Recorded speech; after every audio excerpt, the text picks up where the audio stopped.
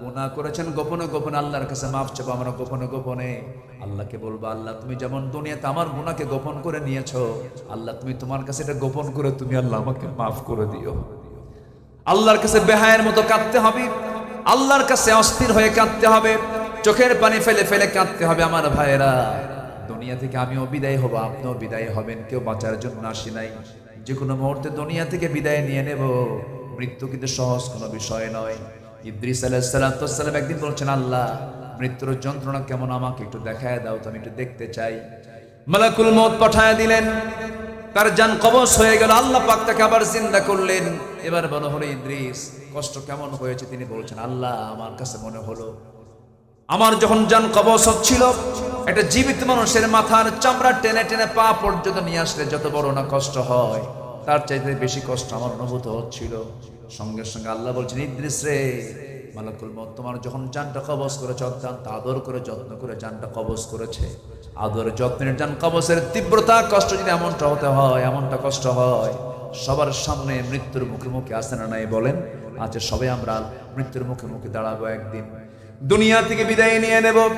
দাদা চলে গেছে, দাদি চলে গেছে, নানা চলে গেছে, নানি চলে গেছে। কত স্মৃতি দাদার সঙ্গে একসঙ্গে থেকেছি। দাদার মুখের চিবানো পান মুখের মধ্যে থেকে বের করে আমাকে দিয়েছেন। কত সুন্দর সময়গুলো পার করেছি। সে দাদাটা চলে গেল। কলিজার টুকরা সন্তান চলে গেছে, অনেকের কত আদর করেছেন। মা চলে গেছে, বাবা চলে গেছে, কত কাছের প্রিয়জনরা চলে গেছে। বছর 3 আগের কথা, আমার এক বন্ধুর সঙ্গে আমরা একসঙ্গে পড়াশোনা করেছি, একসঙ্গে আলিম পাস করেছি। নাম হলো জিয়াউর রহমান। একসঙ্গে একই ক্লাসে পড়েছি, কত আনন্দ উল্লাস করেছি, কত আড্ডা মেরেছে। সে আর্মিতে চাকরি পেল, আর্মিতে চাকরি করলো, আর্মির বড় কর্মকর্তা ছিল। মাঝে মাঝে কথা হতো, সুন্দর তেলাওয়াত সে করতে পারে, সুন্দর কণ্ঠ ছিল তার, সন্তানাদিও আছে, পরিবার পরিজন আছে। হঠাৎ করে একদিন মনে হলো, কতদিন বন্ধুর সঙ্গে কথা হয় না, ফোন দিলাম। ফোন ওই দিক থেকে ফোনটা যে রিসিভ করলো, মহিলার কণ্ঠ আসলো। আমি সালাম দিয়ে শুরু করলাম, বললাম, মনে হয় আপনি ভাবি হবেন। আমার ভাই, আমার বন্ধু জিয়াটা কোথায়? সঙ্গে সঙ্গে বল, জিয়া তো নাই।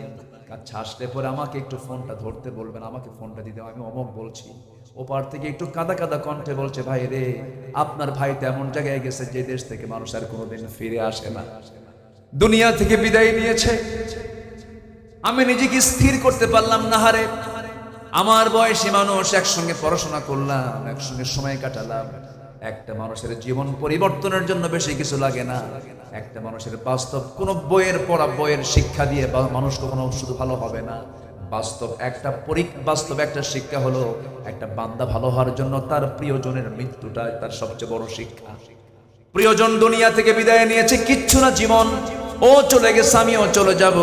সব দুনিয়া থেকে একদিন বিদায় নিয়ে নেব। আমার নবীজি দুনিয়া থেকে বিদায় নিচ্ছেন, খুব অসুস্থ মানুষ। ওমরে ফারুক রাদিয়াল্লাহু পাগলার মতো হয়ে গেছে। একজন এসে বলতেছে, ভাই ওমর, রাসূল ইন্তেকাল করেছেন। আমার নবীজি খুব পারিবারিক মানুষ ছিলেন, তিনি পরিবারকে খুব মহব্বত করতেন, পরিবারকে সময় দিতেন। ওমরে ফারুক জানেন না তিনি ইন্তেকাল করেছেন, কারণ রাসূল ইন্তেকাল করেছেন সাহাবীদের সামনে না, স্ত্রীর সামনে। বলেন কার সামনে? স্ত্রীর সামনে, ঘরের ভেতরে পর্দার পরিবেশে তিনি ছিলেন। ঘরের মধ্যে তিনি দুনিয়া থেকে বিদায় নিয়েছেন। রাসূল যখন দুনিয়া থেকে বিদায় নেন, তার সামনে কেউ ছিল না, মাত্র একটা মানুষ ছিল, তার নাম হচ্ছে আম্মা জান আয়েশা সিদ্দিকা রাদিয়াল্লাহু তাআলা আনহা। তিনি যখন দুনিয়া থেকে বিদায় নেন, তিনি পরিবারকে খুব মহব্বত করতেন। কলিজার টুকরা ফাতিমাকে ডাক দিয়ে বলছেন, আয়েশা ফাতিমাকে ডাক দাও তো। ফাতিমাকে ডেকে আনা হলো। বলছেন, ফাতিমা রে, তুই দুনিয়াতে থাকবি, আমি দুনিয়া থেকে বিদায় নিচ্ছি, কিন্তু আমি তোকে না দেখলে থাকতে পারি না। আমার নবীজি মেয়েদেরকে খুব পছন্দ করতেন, মহব্বত করতেন। রাসূল বলেন, যার ঘরে 3টা মেয়ে আছে তার জন্য 3টা পৃথক জান্নাত। আমি 4টা মেয়ের বাবা। রাসূল মেয়েদেরকে খুব প্রাধান্য দিতেন, বলতেন, ও মেয়ের বাবারা, বাজার করতে গেলে পরে মেয়ের জন্য আগে বাজার করবা, ছেলের জন্য পরে বাজার করবা, মেয়েদেরকে দাম দিবা। আমি মেয়েদের বাবা, মেয়েদেরকে সম্মান করি। আমার রাসূল মেয়েদেরকে খুব মহব্বত করতেন, খুব আদর করতেন। ফাতিমা রাদিয়াল্লাহু আনহাকে বিয়ে দিলেন। বিয়ে দেওয়ার পর থেকে নিয়ে আমার নবীজি তার মৃত্যুর দিন পর্যন্ত 3টা দিন পার হতে দেন না।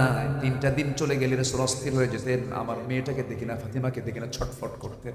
নবীজি এতটাই পারিবারিক ছিলেন, পরিবারকে খুব মহব্বত করতেন, সন্তানদের সময় দিতেন, বউদেরকে সময় দিতেন।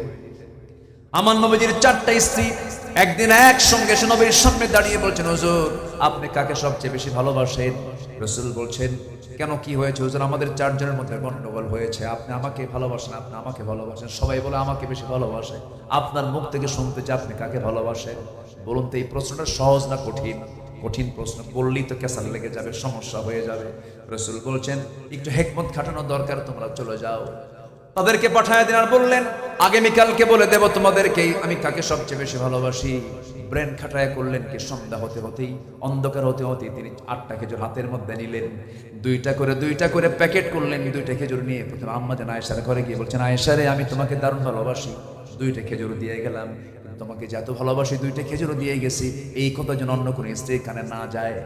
দ্বিতীয় স্ত্রী ঘরে একই কথা বললেন, তৃতীয় স্ত্রী ঘরে একই কথা বললেন, চতুর্থ স্ত্রী ঘরে গিয়ে একই কথা বলে 2টা করে খেজুর দিয়ে আসলেন, একই কথা বলে চলে আসলেন। পরের দিন সকালবেলা বুক ভরা আশা নিয়ে 4 জন চলে গেছে। হুজুর আপনি বলেছেন আজকে জানাবেন কাকে বেশি ভালোবাসেন। রাসূল একটু মুস্কি হাসি মেরে বলছেন, ও আমার স্ত্রীরা, গত রাত্রিতে আমি লুকায় যার ঘরে 2টা খেজুর দিয়ে আসছে আমি তাকেই বেশি ভালোবাসি। সুবহানাল্লাহ বলবেন না? আমার নবীজির বিজ্ঞতা, আমার নবীজির কি সুন্দর সিস্টেম পদ্ধতি। রাসূল সবাইকে ম্যানেজ করেছেন। ছোট্ট বাচ্চাদের সামনে যখন বসে যেতেন, বাচ্চা মানুষ বাচ্চার মতো হয়ে যেতেন। আমার নবীজি সেজদায় যেতেন, হোসেন নবীজির ঘাড়ে গিয়ে বসতেন। আমার নবীজি রুকুতে যেতেন, লাভ মেরে গিয়ে নবীজির পিঠে গিয়ে বসতেন হোসেন রাদিয়াল্লাহু তাআলা আনহু। আমার নবীজি জুমার খুতবা দিতেন, হোসেন লম্বা জুব্বা পরে বারবার প্যাঁচ লেগে পড়ে যান। নবীজি ওয়াজিব খুতবা ছেড়ে দিয়ে ছোট্ট বাচ্চা হোসেনকে প্রথম কাতারে বসায় দেন। আমার বন্ধুগণ, যে মসজিদে ছোট্ট বাচ্চাদের চিৎকার আওয়াজ শোনা যায়, যে মসজিদগুলোতে বাচ্চাদের কান্নার আওয়াজ শোনা যায়, এটা হচ্ছে রহমতের মসজিদ, বরকতের মসজিদ। জোরে বলেন সুবহানাল্লাহ। বাচ্চাগুলো যা আছে সব নিয়ে যাবেন মসজিদে, ছেলে হোক মেয়ে হোক, 4 বছর 5 বছর 6 বছর 7 বছর 8 বছর 9 বছর, সবগুলো বাচ্চা গ্রামের কোথাও থাকবে না, সব চলে যাবে কোথায়? তারা হাঁটবে, তারা হাসবে, তারা কাঁদবে, তারা ঠেলাঠেলি করবে, তারা ঘুদাঘুদি করবে, কোনো ডিস্টার্ব করা যাবে না। নিজের চোখে দেখে আসলাম কাতারের সেন্ট্রাল মসজিদ, দোহার মধ্যে সবচেয়ে শ্রেষ্ঠ মসজিদ, কাতারের সেন্ট্রাল মসজিদ দেখে আসলাম। জাস্ট আমাদের দেশের বাইতুল মুকাররমের মতো সেন্ট্রাল মসজিদের প্রথম কাতারে আমি নামাজটা যখন পড়ছিলাম, খতিব নামাজটা শেষ করলেন, কয়েক শত ছোট্ট বাচ্চারা দৌড় মেরে এসে খতিবের কপালে চুমা খায়, হাত টেনে ধরে, তার জামা টেনে ধরে। খতিবের সবাইকে সুন্দর করে আদর করছেন, স্নেহ করছেন। কিন্তু আমার দেশের মসজিদগুলো কিছু বুড়াদের দখলে, কিছু বুড়া মানুষ, এত বুড়া মানুষ চোখগুলো এত বড় বানায়, বাচ্চাদের দেখলে পরে ওই বাচ্চাগুলো মনে মনে দোয়া করে, বুড়া তুই মরবি কোন দিন। এই আছে না? নাই, এগুলো করা যাবে না। মসজিদকে আমার আবাদ বানায় ফেলবো। জোরে বলি ইনশাআল্লাহ। আমার বন্ধুগণ, কোন মাস? জিলহজ।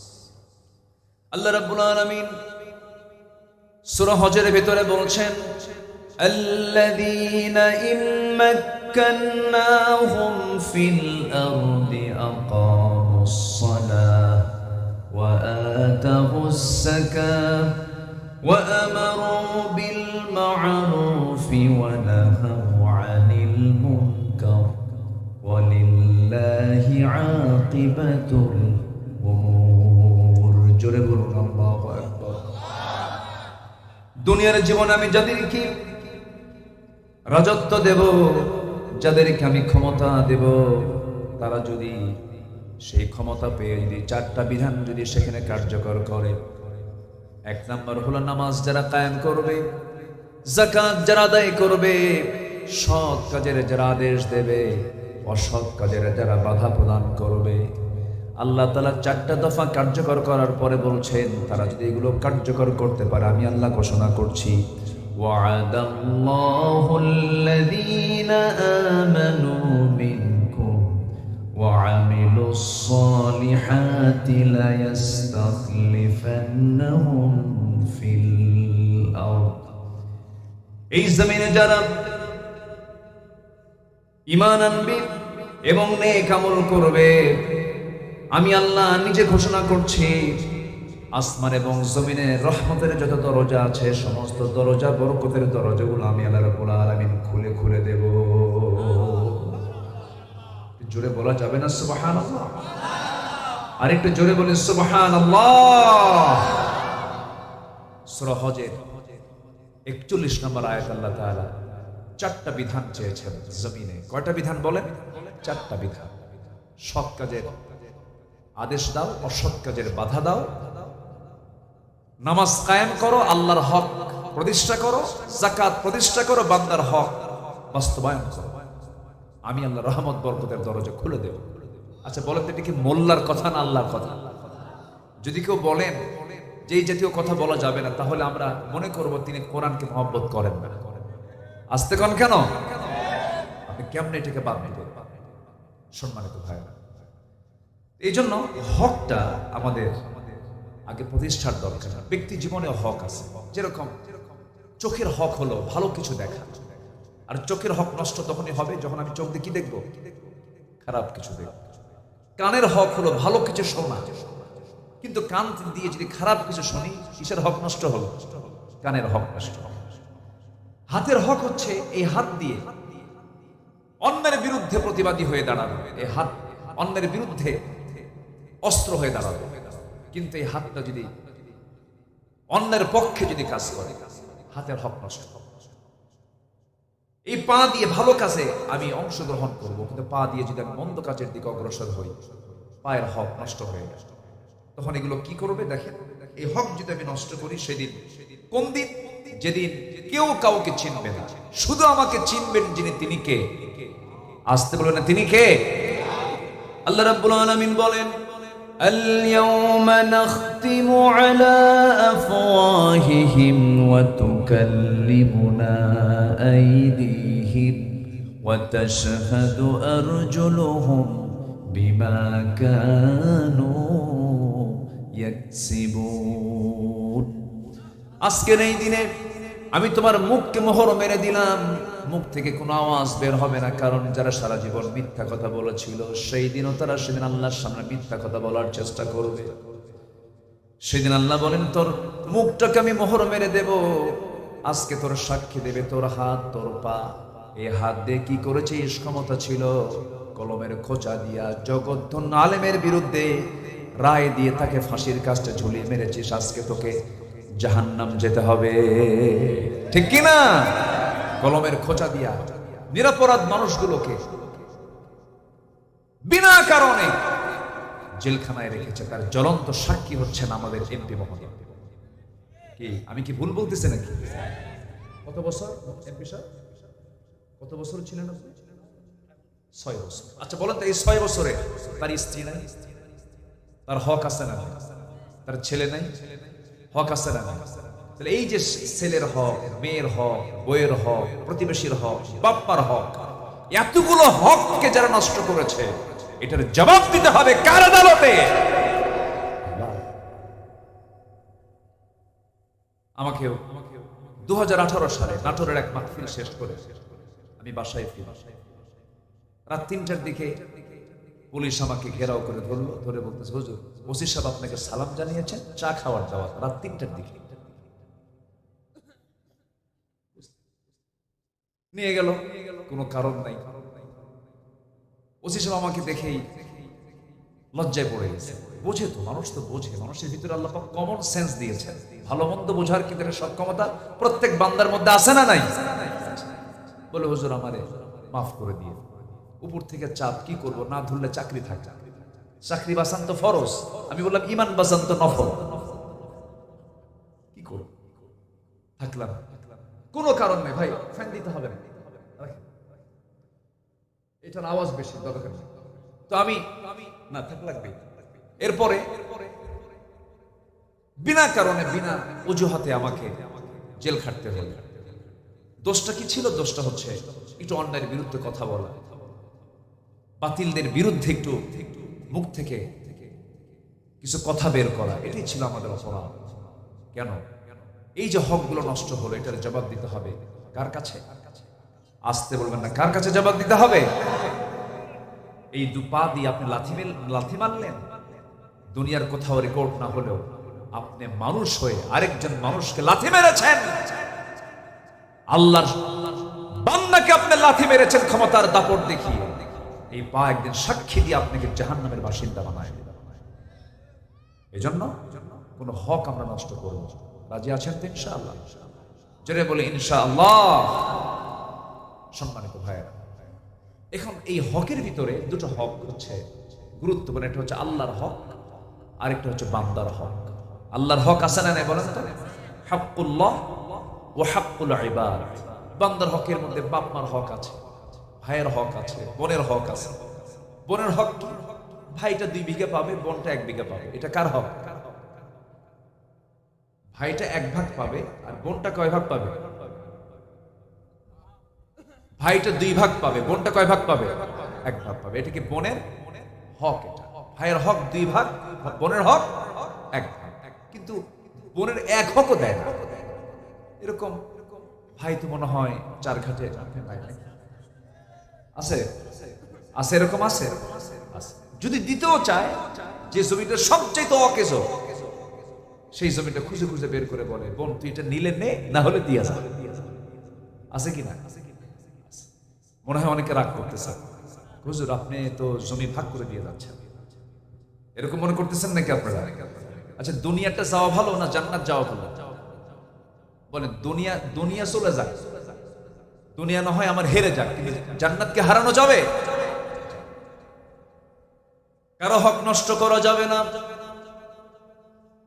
আপনি একজন বান্দাকে অপমান করলেন, বাজে কথা বলে গালি দিলেন, এটা আপনি একটা হক নষ্ট করে ফেলেছেন। সেই লোকটা সালাম পাবার যোগ্যতা রাখে, আপনি তাকে সালাম দিলেন না, তাকে গালি দিলেন। আপনি ওই বান্দার কাছে মাফ না চাওয়া পর্যন্ত আল্লাহ আপনাকে মাফ করবেন না। আপনি কাউকে থাপ্পড় মেরেছেন, ওই বান্দা কষ্ট পেয়েছে, আপনাকে মাফ করে নাই। বিনা কারণে আপনি জুলুম করেছেন, থাপ্পড় মেরেছেন, ক্ষমতার দাপট দেখিয়েছেন, কিন্তু লোকটা মাফ করে নাই, আল্লাহ পাক আপনাকে মাফ করবেন না। এই জন্য বান্দার হকটা বড় কঠিন ব্যাপার। এই সমস্ত বিষয়গুলো মাথায় রাখতে হবে। এই দুনিয়াতে আমার প্রত্যেকটা সেকেন্ডকে কাজে লাগাতে হবে, কোনো মুহূর্তকে নষ্ট করা যাবে না, 1 সেকেন্ডকে নষ্ট করার কোনো সুযোগ নেই। কারণ আল্লাহ রাব্বুল আলামিন বলছেন, আল্লাহ রাব্বুল আলামিন সুন্দর করে জানাচ্ছেন, জীবন মৃত্যু কেন দিলাম শোনো। হুয়াল্লাযী খালাকাল মাউতা ওয়াল হায়াতা লিয়াবলুয়াকুম আইয়ুকুম আহসানু আমালান ওয়া হুয়াল আজিজুল গফুর। জোরে বলুন আল্লাহু আকবার। তিনি সেই মহান প্রভু যিনি মৃত্যু এবং জীবন সৃষ্টি করেছেন, যেন তিনি বুঝে নিতে পারেন তোমাদের মধ্যে কোন কোন বান্দাগুলো নেক আমল করে যেতে পারে। জোরে বলি সুবহানাল্লাহ। আমার নবীজি একদিন এক সাহাবীকে প্রশ্ন করলেন, মুআজ রাদিয়াল্লাহু আনহু বলেন, রাসূল আমাকে প্রশ্ন করলেন, ইয়া মুআজ হাল তাদরি হাক্কুল্লাহি আলা ইবাদিহি ওয়া মা হাক্কুল ইবাদি আলা আল্লাহ। হে মুআজ, তোমার কি জানা আছে আল্লাহর উপরে বান্দার হক এবং বান্দার উপরে আল্লাহর হকটা কি তোমার জানা আছে নাকি? সঙ্গে সঙ্গে তিনি বললেন, কুলতুল্লাহু ওয়া রাসূলুহু আ'লামু। আমি বলে ফেললাম, হে রাসূল, এই ব্যাপারে আল্লাহ এবং রাসূলের সবচেয়ে বেশি ভালো জানেন। রাসূলের সঙ্গে সঙ্গে বলেছেন, ফা ইন্না হাক্কুল্লাহি আলাল ইবাদি আন ইয়া'বুদুহু ওয়া লা ইউশরিকু বিহি শাইআন ওয়া হাক্কুল ইবাদি আলাল্লাহ আল্লা ইউআযযিবা মান লা ইউশরিকু বিহি শাইআন। বান্দার উপর আল্লাহর হক হলো বান্দা কখনো শিরকের ধারে পাশেও যাবে না, আর আল্লাহর উপরে বান্দার হক হতেছে ওই বান্দাকে কোন আযাব না দিয়া তাকে জান্নাত বুঝায়া দেওয়া। জোরে কোন সুবহানাল্লাহ। তাহলে এখান থেকে স্পষ্ট হলো যে আল্লাহ পাক আমাকে মাফ করবেন একটা অপরাধ না করলে, সেটা হলো শিরকের কোনো অপরাধ করা যাবে না, শিরকের কোনো গুনাহ করা যাবে না। আমার কথা কি বোঝা যাচ্ছে ভাই? কষ্ট পাচ্ছেন না তো? আপনারা কোন জেলার মানুষ? এখানে কোনো প্রজা টজা নাই, সবাই রাজা। কিন্তু রাজ আবার শাহী, বিশাল ব্যাপার, তাই না? এখানে আসে রাজশাহী, আরেকটা আছে হলো রাজবাড়ি, আছে না? এখানে কোনো রাজা নাই, সব, এখানে কোনো প্রজা নাই, সব রাজা। মাশাআল্লাহ। আবার আমের নামও আছে রাজভোগ, আছে না? রাজভোগ আছে, রানী ভোগ আছে, গোবিন্দ ভোগও আছে। আম খেতে মজার, নামটা খুব একটা জুতের না। গোবিন্দভোগ ভোগ খুব মজার আম, কিন্তু কিন্তু গোবিন্দভোগ যে কেমন নাম হলো বুঝলাম। গোপাল ভোগ, গোবিন্দভোগ, হাড়ি ভাঙ্গা, মাজা ভাঙ্গা, কত আমের নাম। ওইদিকে চাঁপাইনবাবগঞ্জে আমি আজ থেকে আরো 20 বছর আগে এক মাহফিলে গিয়েছিলাম। মুরব্বীটা মারা গেছে শুনলাম, ওনার প্রায় 150 বিঘা আমের বাগান ওই চাঁপাই শিবগঞ্জ। তো আমি ওনাকে বললাম, চাচা আপনাদের এলাকার একটা আম আমার খুব প্রিয়, সে আমের নামটা হলো ন্যাংরা। তো ন্যাংরা আমটা খুব মজা লাগে, কিন্তু আমের এই নামটা দিল কি? তো উনি বলতেছেন, হুজুর মনে হয় ন্যাংরা কোনো লোকে এই গাছটা লাগাইছে। উনি জাস্ট একটা তফসির করে দিয়েছে। সম্মানিত ভাইয়েরা, আপনারা খুব বরকতি এলাকার মানুষ, বলি আলহামদুলিল্লাহ। এখানকার পানি স্বচ্ছ পরিচ্ছন্ন। একটু ফরিদপুর ওই বাগেরহাটের দিকে যান, পিরোজপুরের দিকে যান, ডাবের পানি আর কত লবণ, তার চাইতে ঘন লবণ হলো ওই ডিপ টিউবের পানি, খাওয়া যায়, আর্সেনিকে ভরা।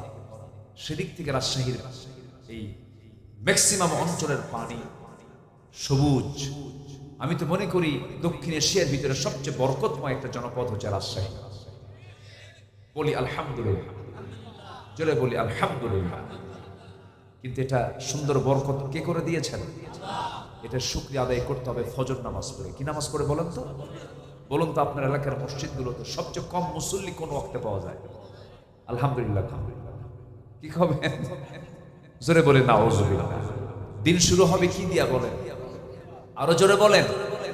যার দিন ফজর দিয়ে শুরু হবে না তার বরকত হবে, কামাই হবে হাজার হাজার কোটি টাকা, কিন্তু সামনে আপেলের মানে আপেল সামনে সাজানো থাকবে, আঙ্গুর সাজানো থাকবে, ফলমূল থাকবে, হাজার হাজার কোটি টাকার মালিক, কিন্তু খাওয়ার কোনো উপায় নাই।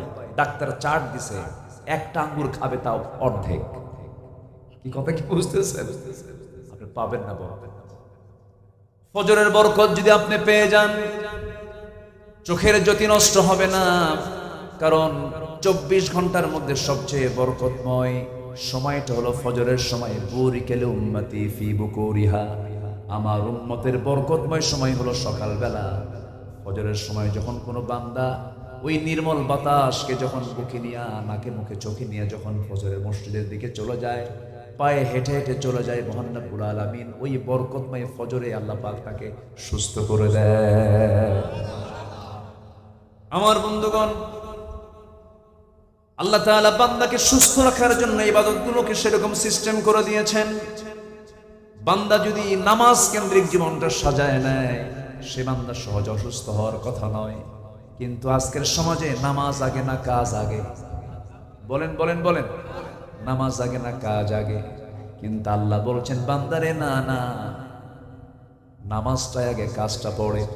আল্লাহ রাব্বুল আলামিন সুন্দর করে বলছেন, ইযা নুদিয়া লিস-সালাতি মিন ইয়াউমিল জুমআতি ফাসআউ ইলা যিকরিল্লাহি ওয়া যারুল বাই'a যালিকুম খায়রুল লাকুম ইন কুনতুম তা'লামুন। যখন নামাজের জন্য আহ্বান করা হবে, আযান যখন দেওয়া হবে, সেই সময় তোমরা সমস্ত বিজনেস, সমস্ত লেনদেন সব কিছুকে মাইনাস করে নামাজের দিকে রওনা দিয়ে দাও, জিকিরের অন্বেষণে মসজিদের দিকে চলে যাও। এটার মধ্যে তোমার জন্য কল্যাণ আছে। নামাজ যখন শেষ হয়ে যাবে, বান্দা মসজিদে গাড়টি নিয়ে বসে থাকার দরকার নাই, মসজিদে ঘন্টার পর ঘন্টা সময় কাটানোর দরকার নাই। নামাজ আদায় হয়ে গেছে, নামাজ শেষ হওয়ার সঙ্গে সঙ্গে মসজিদ থেকে তুমি দ্রুত বের হয়ে পড়ো, রিজিকের সন্ধানে বের হয়ে যাও। যে রিজিকটা তুমি তালাশ করবে, সেই রিজিকের মধ্যে আমি আল্লাহ তাআলা অগণিত নিয়ামত দিয়ে ধন্য করে দেব। জোরে করে জোরে করে সুবহানাল্লাহ। নামাজ দিয়ে, নামাজকে বাস্তবায়ন করার পরে যা করব সব আমার ইবাদত বলে গণ্য হয়ে যাবে। নামাজ বুকটা ফেটে যায়, জানেন? মসজিদ অনেক, এখন লক্ষ লক্ষ মসজিদ। দাদার আমলে দেখেছি, আমার দাদাকে 2-3 গ্রাম মিলে একটা মসজিদে তিনি ইমাম ছিলেন, নামাজ পড়িয়েছেন। এখন আমার চোখে আমি দেখি, আমার গ্রাম, আমার পাড়া, এদিক সেদিক দেখি মুসল্লির চাইতে মসজিদই বেশি। আমি কি ভুল বলতেছি? দাদার আমলের কম মসজিদ ছিল, অল্প মসজিদ ছিল, কিন্তু মুসল্লি বেশি ছিল। আর এখন ঘন ঘন মসজিদ, ফজরে কোনো মুসল্লি নেই, মসজিদ কান্দে, মসজিদ মানে মুসল্লির জন্য হাহাকার করে, মসজিদটা ভরার মুসল্লি খুঁজে পাওয়া যায় না।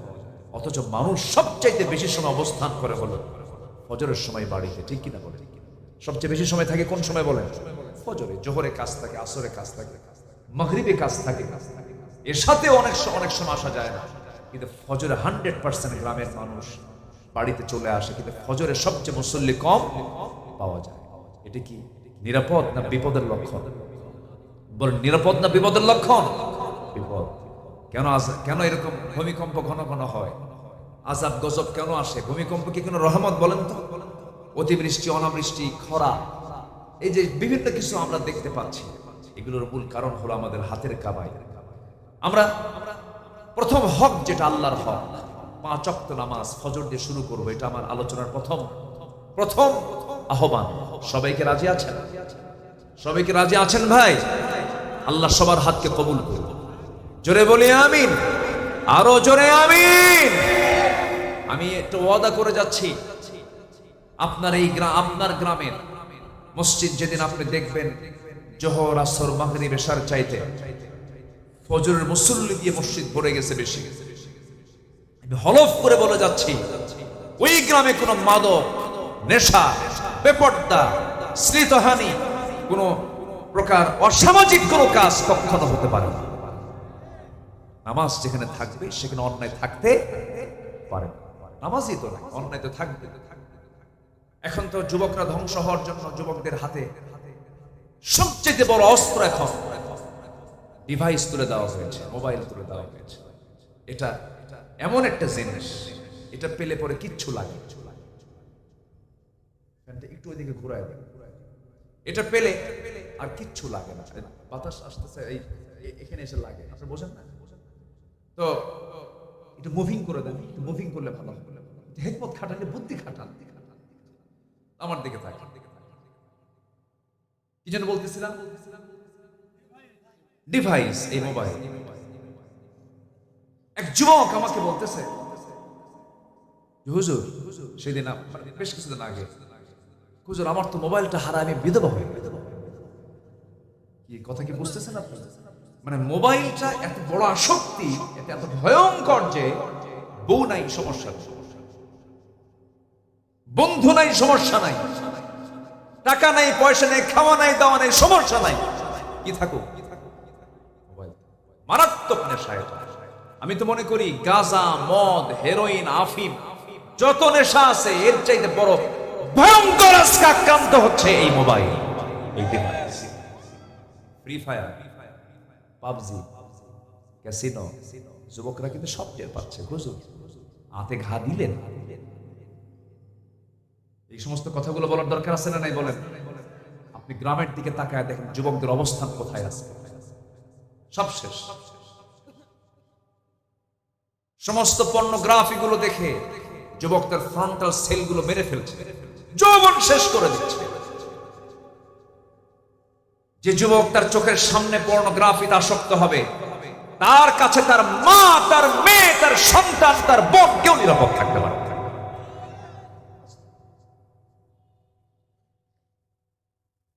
আজকে মানুষের জাহেলিয়াতকে, মানে মানুষ আজকে এত নিকৃষ্ট যে কুকুর শুকুরকেও তারা হার মানিয়েছে। কুকুর শুকুরের মধ্যে যে বিকৃত যৌনাচার নাই সেটা আজকে মানুষের মধ্যে ঢুকে যাচ্ছে। আমেরিকার পার্লামেন্টে সমকামিতার আইন পাস হয়। এই আধুনিক আমরা কোন দুনিয়া বসবাস করছি? আজকে পুরুষের সাথে সমকামিতায় লিপ্ত হয়, নারীতে আকৃষ্ট হয়, যা কুত্তা বিলাইয়ের মধ্যেও নাই, কুকুর শুকুরের মধ্যে। আজকে মানুষ জঘন্য মানসিকতা মানুষের মধ্যে তৈরি হয়েছে। এটার মূল কারণ হলো ইসলাম থেকে কাছে না দূরে। আসতে বলি, ইসলাম থেকে কাছে না দূরে। সব তো দেখলাম, সব দেখা শেষ করেছি। আমরা ইসলামকে দেখতে চাই পরিপূর্ণ রূপে। জোরে বলে ইনশাআল্লাহ। ইসলাম কি অপূর্ণাঙ্গ না পূর্ণাঙ্গ? বলেন, ইসলামকে আমরা দেখতে চাই অপূর্ণাঙ্গ না পূর্ণাঙ্গ? ইসলামকে আমরা পূর্ণাঙ্গ দেখতে চাই, জীবনের সব জায়গায় দেখতে চাই। জোরে বলি ইনশাআল্লাহ। আল্লাহ কবুল করুন, জোরে বলি আমিন। আজকে সমাজে যাকাত প্রতিষ্ঠা না সুদ প্রতিষ্ঠা, বলো কোনটা প্রতিষ্ঠিত হয়েছে? বলো সুদ। চারঘাটে মনে সুদের মাত্রা একটু কম আছে, সুদ আছে। বিসমিল্লাহ কয়ে খাবেন, কি বলবো আর। হাজার বছর ওয়াজ করে এই সুদ বন্ধ হবে না। আজকে আমার আলোচনায় খুব একটু মজা পাবেন না, হক নিয়ে কথা তো, এই আলোচনার মধ্যে তেমন রসকস পাবেন না, কিন্তু এটা যদি আমল করতে পারি জান্নাত সহজে মিলে যাবে। জোরে বলে সুবহানাল্লাহ। খালি এমনি কি কান দেখুন লাভ আছে বলেন? খালি ওয়াজ শুনলেন আর কানলেন, কিন্তু নামাজ পড়লেন না, লাভ তো নাই। সম্মানিত ভাইয়েরা, ওই ছোট্ট একটা গ্রামের একটা কথা আছে মনে হলো। ছোট্ট একটা মেয়ে 8 বছর বয়স, হাউমাউ করে কাঁদতেছে। তার কান্না দেখে তার মা এসে বলতেছে, মা তুমি কান্দো কেন? মা তোর কান্নার থামে না। ওই মেয়েটার কান্না দেখে ওই মাটাও কাঁদে, দুইজনে কান্দা শুরু করছে। মেয়েরা কিন্তু আরেকজনের কান্না দেখলেই কান্দে কিনা বলেন? তাদের মধ্যে একটু কান্নার পরিমাণটা বেশি, আল্লাহ পাক মায়া দয়া বেশি দিয়েছে। তো মা মেয়ে দুইজনে কান্দে। দুইজনের কান্না দেখে আশেপাশে যত মহিলা আসে সবাই এসে এরাও কান্দে। শেষমেশ সবাই কান্না থেমে এখন ওই ছোট্ট বাচ্চা 8 বছরের বয়সে মেয়েকে বলছে, মা তুমি কান্দলা কেন? আমরা তো সবাই তোমার জন্যই কান্দলাম, কান্নার উদ্দেশ্য কি, রহস্য কি? এখন মেয়েটা বলে, ছোট্ট মেয়েটা বলতেছে, মা আমার বয়স এখন 8 বছর, আমার যখন 16 বছর 20 বছর হবে তখন আমার বিয়ে হবে। বিয়ে হওয়ার পরে আল্লাহ পাক আমাকে একটা ছেলে দিবেন। সেই ছেলের বয়স যখন 8 বছর হবে, ও যদি মরে যায় আমি এই টেনশন থাকবো কেমন? এই জন্য আমি কি কথা কি বুঝতেছেন? এমনি তো কান্নাকাটি করে লাভ নেই। জান্নাত পাওয়ার জন্য শর্ত হলো হক নষ্ট করা যাবে না, ফরজ লঙ্ঘন করা যাবে না, বড় কোনো কবিরা গুনাহ করা যাবে না, বড় কোনো কবিরা গুনার দিকে যাওয়া যাবে না। ছোট ছোট গুনাহ আল্লাহ পাক এত বড় দেখবেন কেন? আল্লাহ পাক নিজেই বলছেন, ইন তাজতানিবু কাবাইরা মা তুনহাউনা আনহু নুকাফির আনকুম সাইয়্যাতিকুম ওয়া নুদখিলকুম মুদখালান কারীমা। তুমি যদি বড় বড় গুনাহগুলোকে ছেড়ে দাও, ছোট ছোট গুনার দিকে আমি আল্লাহ নজরে দেব না। এই গুনাহগুলোকে মাফ করে দিয়ে আমি তোমাকে সুন্দর সম্মানজনক জান্নাত আমি তোমাকে দিয়ে দেব। জোরে বলে সুবহানাল্লাহ। তাহলে গুনাহ ছাড়তে হবে। কোন গুনাহ বলেন? বড় গুনাহ, শিরক, হক, বাপ মাকে না দেখা, মিথ্যা সাক্ষী দেওয়া, সতী নারীর উপরে মিথ্যা অপবাদ চাপায়া দেওয়া, গীবত করা, জুলুম করা, জেনা করা, হত্যা করা, জাদু করা, সুদ খাওয়া, এগুলো তো মনে হয় আমার দেশে নাই। আছে না? নাই। মদের দোকান রাজশাহীতেও আছে। দোকান যেহেতু আছে কাস্টমার নাই, আসতে কয়। দোকান যেহেতু আছে দোকানের মালিক নাই, লাইসেন্স উনিও কিন্তু সবে কদরের রাত থেকে আল্লাহর কাছে যা মাফ চায়, আল্লাহ আমারে মাফ করে দাও। কিন্তু সুদের দোকান, মদের দোকানদার, কিসের দোকানদার বলেন তো? তাহলে এখন বলেন তো, দোয়া আগে আল্লাহর কাছে চাওয়া দরকার না আগে বড় গুনাহ ছাড়া দরকার? বলেন তো, বলেন কি ছাড়া দরকার? গুনাহ ছাড়া দরকার। তাহাজ্জুদ আপনার বাদ পড়ে গেছে, সমস্যা তেমন নাই। নফল নামাজ বাদ পড়ে গেছে, সমস্যা তেমন নাই। কিন্তু আপনি সুদ খান না, আপনি জেনা করেন না, আপনি মদের কারবার করেন না, আপনি জমির আইল ঠেলাঠেলি করেন না, আপনি সমস্ত বড় বড় গুনাহ থেকে নিজেকে বিরত রাখতে পেরেছেন, আপনার 2-1 রাত তাহাজ্জুদ মিস হলে তেমন কোনো ক্ষতি হবে না। আল্লাহ পাক আপনাকে এই বড় বড় গুনাহ ছাড়ার জন্য আল্লাহ পাক আপনাকে জান্নাত দিয়ে দিবেন। জোরে বলেন সুবহানাল্লাহ। বড় গুনাহ করা যাবে না, এবং কোন গুনাহকে আবার খাটো চোখে দেখা যাবে না। ঈমানদার যারা কোন গুনাহকে তারা ছোট চোখে দেখবে না। দা মা ইউরবিক ওয়া ইলা মা লা ইউরবিক, যা তোমাকে সন্দেহে ফেলে দেয় সেই কাজ তুমি করতে যেও না। আমার দেশে ভাত খাওয়া লোক বেশি না বিড়ি খাওয়া লোক বেশি? বলেন বলেন, ভাত খাওয়া লোক বেশি না বিড়ি খাওয়া লোক বেশি? বিড়ি খায় বেশি। পরিমাণ কোনটা বেশি? ভাতের পরিমাণ বেশি না বিড়ির পরিমাণ বেশি? কি কয়? ভাত কত বেলা ভাত খাওয়া বাদ পড়ে, কিন্তু কি বাদ পড়ে না? ভাত খাওয়ার সময় পায় না, কিন্তু কোনটা ছাড়ে না? কোথায় যে একটা কামড় মারে, দরবার হচ্ছে না, ব্রেন কাজ করতেছে না। মাতব্বর বলতেছে আমার তো ব্রেনই কাজ করে না, তোমার থাম, আমি একটু আসি। ওতে খাতে যায় কয়েকটা টানটুন মেরে ব্রেন সেট আপ দিলাম, রিফ্রেশ করলাম। এ আসানা নাই, বলেন আসানা নাই। হাইরে টানা টানে কুষ্টিয়ার দিকে, কুষ্টিয়া তো পাশাপাশি, রাজশাহীর পাশাপাশি। কুষ্টিয়ার লোকগুলো রাজশাহীতে এসে মেডিকেলে চিকিৎসা সেবা নেয়। কুষ্টিয়া তো পাশাপাশি না, পাকশি হয়ে চলে আসে রাজশাহী। রাজশাহী তো আপনাদের অনেক ডেভেলপ, আলহামদুলিল্লাহ। তো কুষ্টিয়ার এই অঞ্চলগুলোতে বিশাল আবাদ হয়, তামাকের আবাদ। তামাকের গাছ দেখছেন কিনা আমি জানি না। তামাকের পাতাগুলো এত বড় আর এত সজীব, এত মজবুত পাতা, এত সবুজ পল্লব, মানে এত দেখতে এত সুন্দর, মনে হয় আমি খাই। তাজা পাতা, মানে খুবই সুন্দর, একদম বড় বড় পাতাগুলো, মজবুত পাতা। এই পাতাগুলো আমি একদিন দেখে ভাবলাম যে এই যে মাঠকে মাঠ লাগাইছে, কোনো এই তামাক আবাদের কোনো জমিতে বেড়া নাই, এইগুলো তো নষ্ট হয়ে যাওয়ার কথা, গরু ছাগল খাওয়ার কথা। একজনকে ডাক দিয়ে বললাম, ভাই এই যে মাঠকে মাঠ লাগাইছেন তামাক, এই গরু ছাগল খান? হুজুর কুত্তাও খায়। আপনাকে রাগ করতেছে হুজুর, আপনি কোন গ্রামার যে খাটাচ্ছেন হুজুর? তাহলে দেখেন এই তামাক গাছের ক্ষতিকর দিক ছাগল বোঝে, গরু বোঝে, 4 পা বোঝে। কয় পা বোঝে না? কোন পায়ের দাম বেশি? 4 পায়ের দাম বেশি না 2 পায়ের দাম বেশি? 2 পায়ের দাম বেশি। মানুষ বোঝে। উলাইকা কাল আনআম বাল হুম আদাল। আল্লাহ বলছেন এরাই হলো চতুষ্পদ জন্তু, এরাই চতুষ্পদ জন্তু। আল্লাহ বলতেছে ওরা না, তার চেয়ে বেশি, বাল হুম আদাল, তার চেয়ে বেশি খায়। এটা কি আমার ফতুয়া না আল্লাহর ফতুয়া? আল্লাহর ফতুয়া। মাহফিলে এসে প্রশ্ন করে হুজুর বিড়ি খাওয়া কি?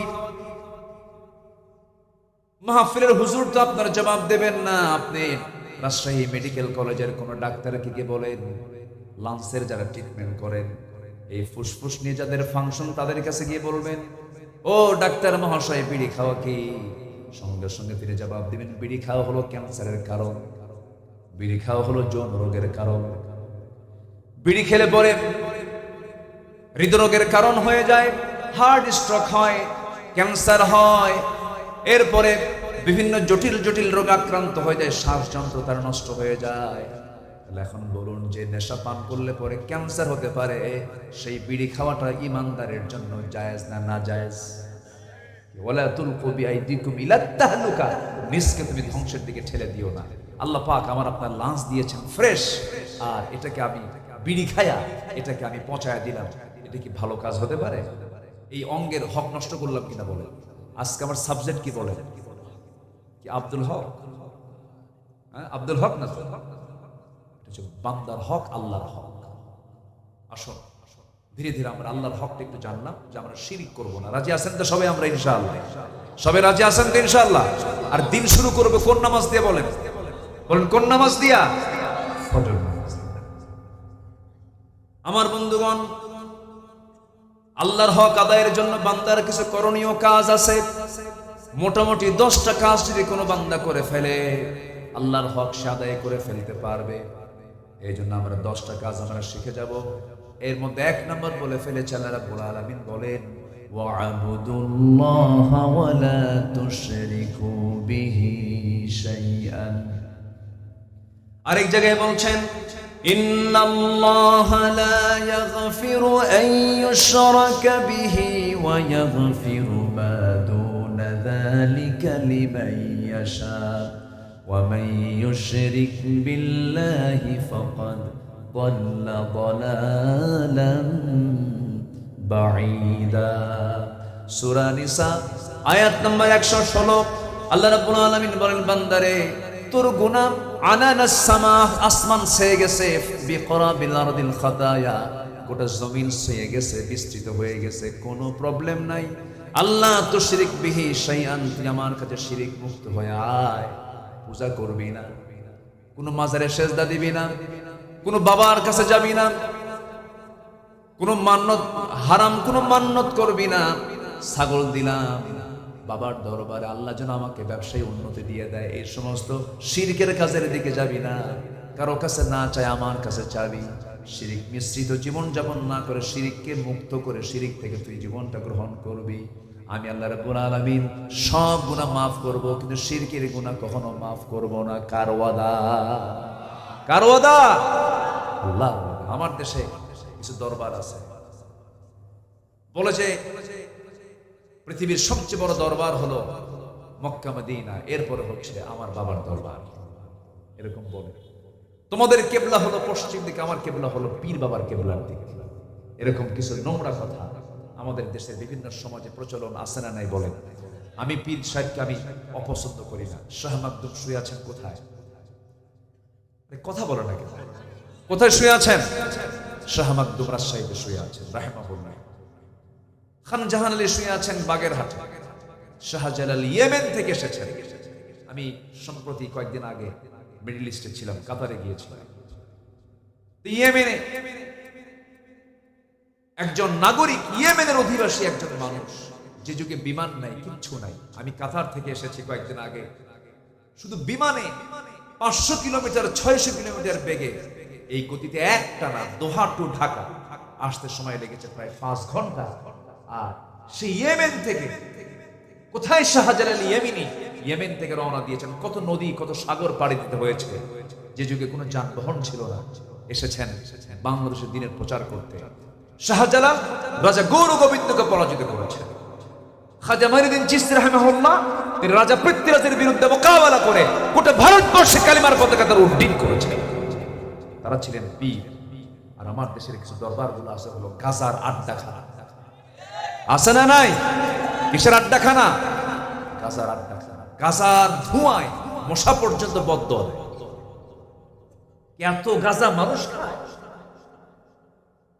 সে মোষগুলো কি? আমি যখন ইনসাইডে ছিলাম, জেলখানে কিছুদিন ছিলাম, আমি ঢোকার পর এক মুরব্বী, বয়স্ক এক মুরব্বী, এই প্রায় 70-75 বছর বয়স হবে, মাথার চুল দাড়ি সব পাকা, মোষও পাকা। তো মোষও কাটে না, দাড়িও কাটে না, মাথার চুলও কাটে না, বগলের চুলও কাটে না।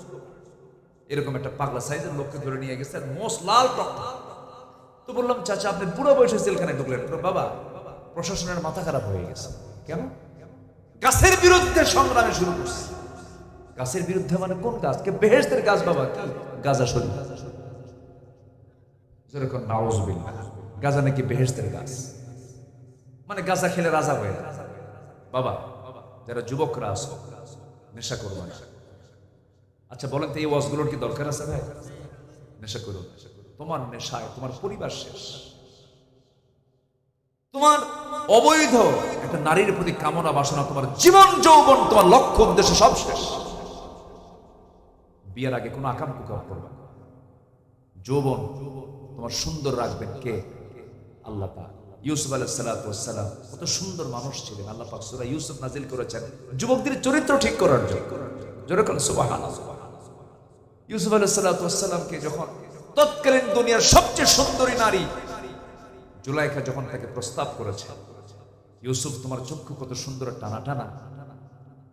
জুলাইখার এমন প্রস্তাবে, এমন সুন্দর আকর্ষণীয় কথায় সাইয়েদনা ইউসুফ আলাইহিস সালাম বলে যান নাই। তিনি বললেন, জুলাইখা তুমি আমার চোখের প্রশংসা করো। এই চোখ যিনি সুন্দর করে বানিয়েছেন সে আল্লাহর প্রশংসা তুমি করো। জোরে কোন সুবহানাল্লাহ। আর আজকের যুবকদেরকে যদি বলা হয়, কোনো মেয়ে যদি বলে তোমার চোখে কত সুন্দর টানা টানা, কিন্তু 3 রাত তো ঘুমই নাই, কথা কি বুঝতেছো? এই দুনিয়ার নারীতে তুমি আকৃষ্ট হয়ে পড়লাম। বিবাহ বহির্ভূত সম্পর্ক তোমার জন্য কখনো বরকত বয়ে আনবে না। তুমি নিজে অসুস্থ হয়ে যাবে, সমাজ অসুস্থ হয়ে পড়বে। নেশা করবে, তুমি নিজেও শেষ হয়ে যাবা, তোমার পরিবারকে ধ্বংস করে ফেলবা। তুমি নেশার দিকে যাবা না, কোন নেশাতে আক্রান্ত হবে না। এই সমস্ত অপকর্মগুলো ছেড়ে দাও। সুন্দর করে যখন ফজর নামাজ, যখন আজানটা হয়ে যাবে, নামাজের দিকে শামিল হয়ে যাও। আমি আল্লাহর কসম করে বলছি, যদি কোনো বান্দার একটাবার নামাজের সেজদায় যদি তৃপ্তি আসে, পৃথিবীর কোনো কাজে এমন তৃপ্তি বান্দা কোথাও খুঁজে পাবে না। ফজরের 2 রাকাত সুন্নতের দাম কত? আমার রাসূল বলেছেন, রাকাতাই সালাতুল ফজর খায়রুম মিনাদ দুনিয়া ওয়া মা ফিহা। ফজরের 2 রাকাত সুন্নতের দাম হলো এই দুনিয়া এবং দুনিয়ার মাঝে যত সম্পদ আছে, যত কিছু আছে, এর চাইতে আমার আল্লাহর কাছে ফজরের 2 রাকাত সুন্নতের দাম বেশি। জোরে বলেন সুবহানাল্লাহ। কি নামাজ? সুন্নত নামাজ। ফরজ তো বাদ দিলাম, ফজরের 2 রাকাত সুন্নতের দাম হলো গোটা দুনিয়ার চাইতে বেশি।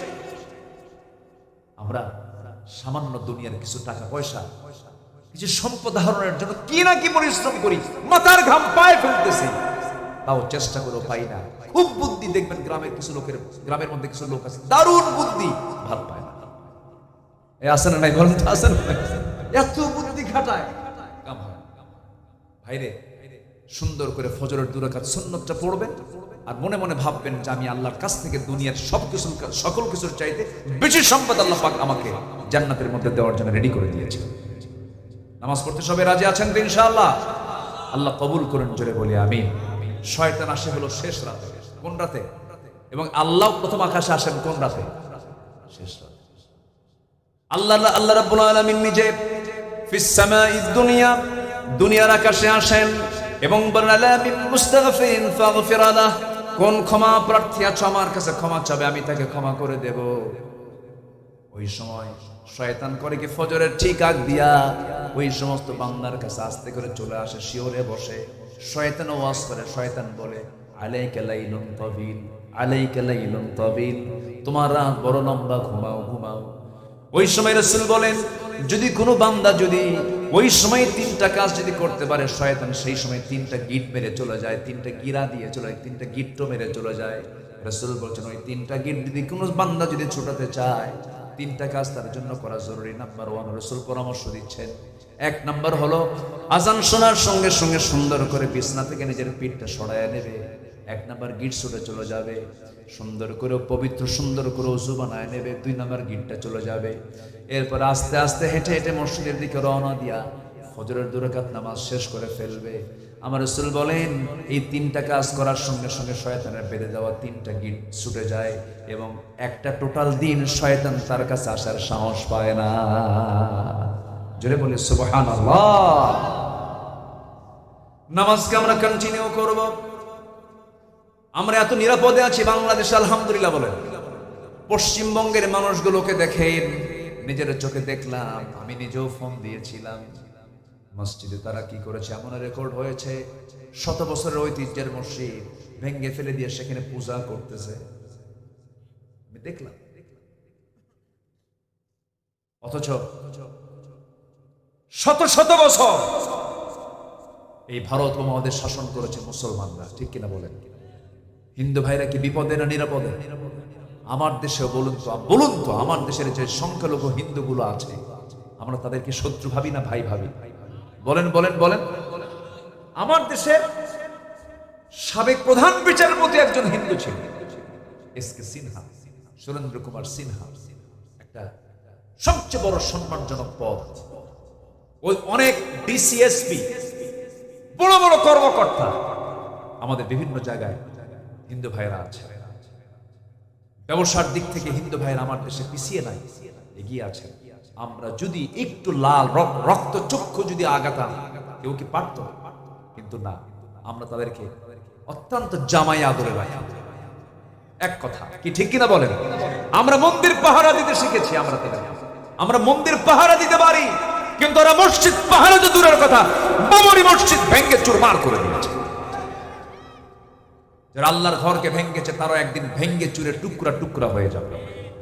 জোরে বলে ইনশাআল্লাহ। তারাও টুকরা টুকরা। আল্লাহর ঘরকে যারা টুকরা বানাবে, আল্লাহ তাদেরকে কি করবেন? টুকরা বানাবে। সময় বেশি দিন নাই, আমার মন বলছে খুব বেশি দিন সময় নেই। কিতাবুল জিহাদ, আমার রাসূল যে আগাম কিছু ভবিষ্যৎবাণী করেছেন, আমার মনে হয় সে হাদিসটার দিকে ধীরে ধীরে ইতিহাসের মোড় সেই দিকে চলে যাচ্ছে। যুদ্ধ একটা হবে হিন্দের সাথে। হিন্দ পৃথিবীতে একটাই, সেটা হলো আমাদের প্রতিবেশী, আমাদের পাশে যারা আছে।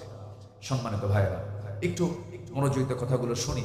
আমরা মসজিদকে আবাদ করবো, জোরে বলি ইনশাআল্লাহ। এটা কার হক বলেন তো? আসতে বলবেন না, কার হক? চোখের হক হলো ভালো কিছু দেখবো আমরা। সবাই রাজি আছেন তো? এই চোখের মধ্যে পানি আছে না নেই? চোখের মধ্যে পানি সর্বক্ষণ আছে না? চোখ কি আমাদের জোয়ারে না ভাটায়? বলেন বলেন। চোখ সর্বক্ষণ কি ভাটা থাকে না জোয়ারে আছে? জোয়ারে আছে। পানি এক ফোঁটা পানি কমে না, সবসময় পানি সার্ভিস দিয়ে যাচ্ছে। ঘুমের মধ্যে গেছেন, তাও চোখের পানি আছে। চোখের পানি ভিতরে থেকে থেকে সকালবেলা দুই পাশে সাদা সাদা কেমন যেন হয়, এটাকে এলাকায় কি বলে?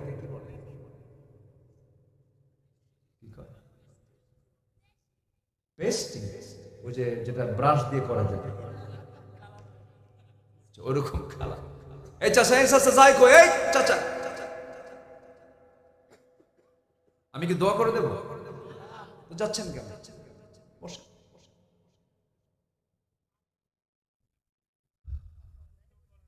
আপনারা কেন যে দেরি করেন? আমাকে যদি আগে ভাগে উঠায় দিতেন খুব ভালো হতো। 10টায় উঠলে ভালো হতো। দোয়া করে দেব। চলে যাচ্ছে যদি একজন করে চাপ 1 নাম্বার 2 নাম্বার। হ্যাঁ জি, বসে। সম্মানিত ভাই, মাসের নামটা কি বলেন তো? বলেন কি কি মাসের নাম বলেন? হজ। আমি প্রথম আয়াত শুরু করেছি কোন সূরা থেকে? বলেন বলেন কোন সূরা থেকে? হজের মাসে আরো কিছু ইবাদত আছে। এই মাসে কি খাওয়া বেশি হয়? কেউ কিছু কয় না। গোশত খাওয়া বেশি হয়।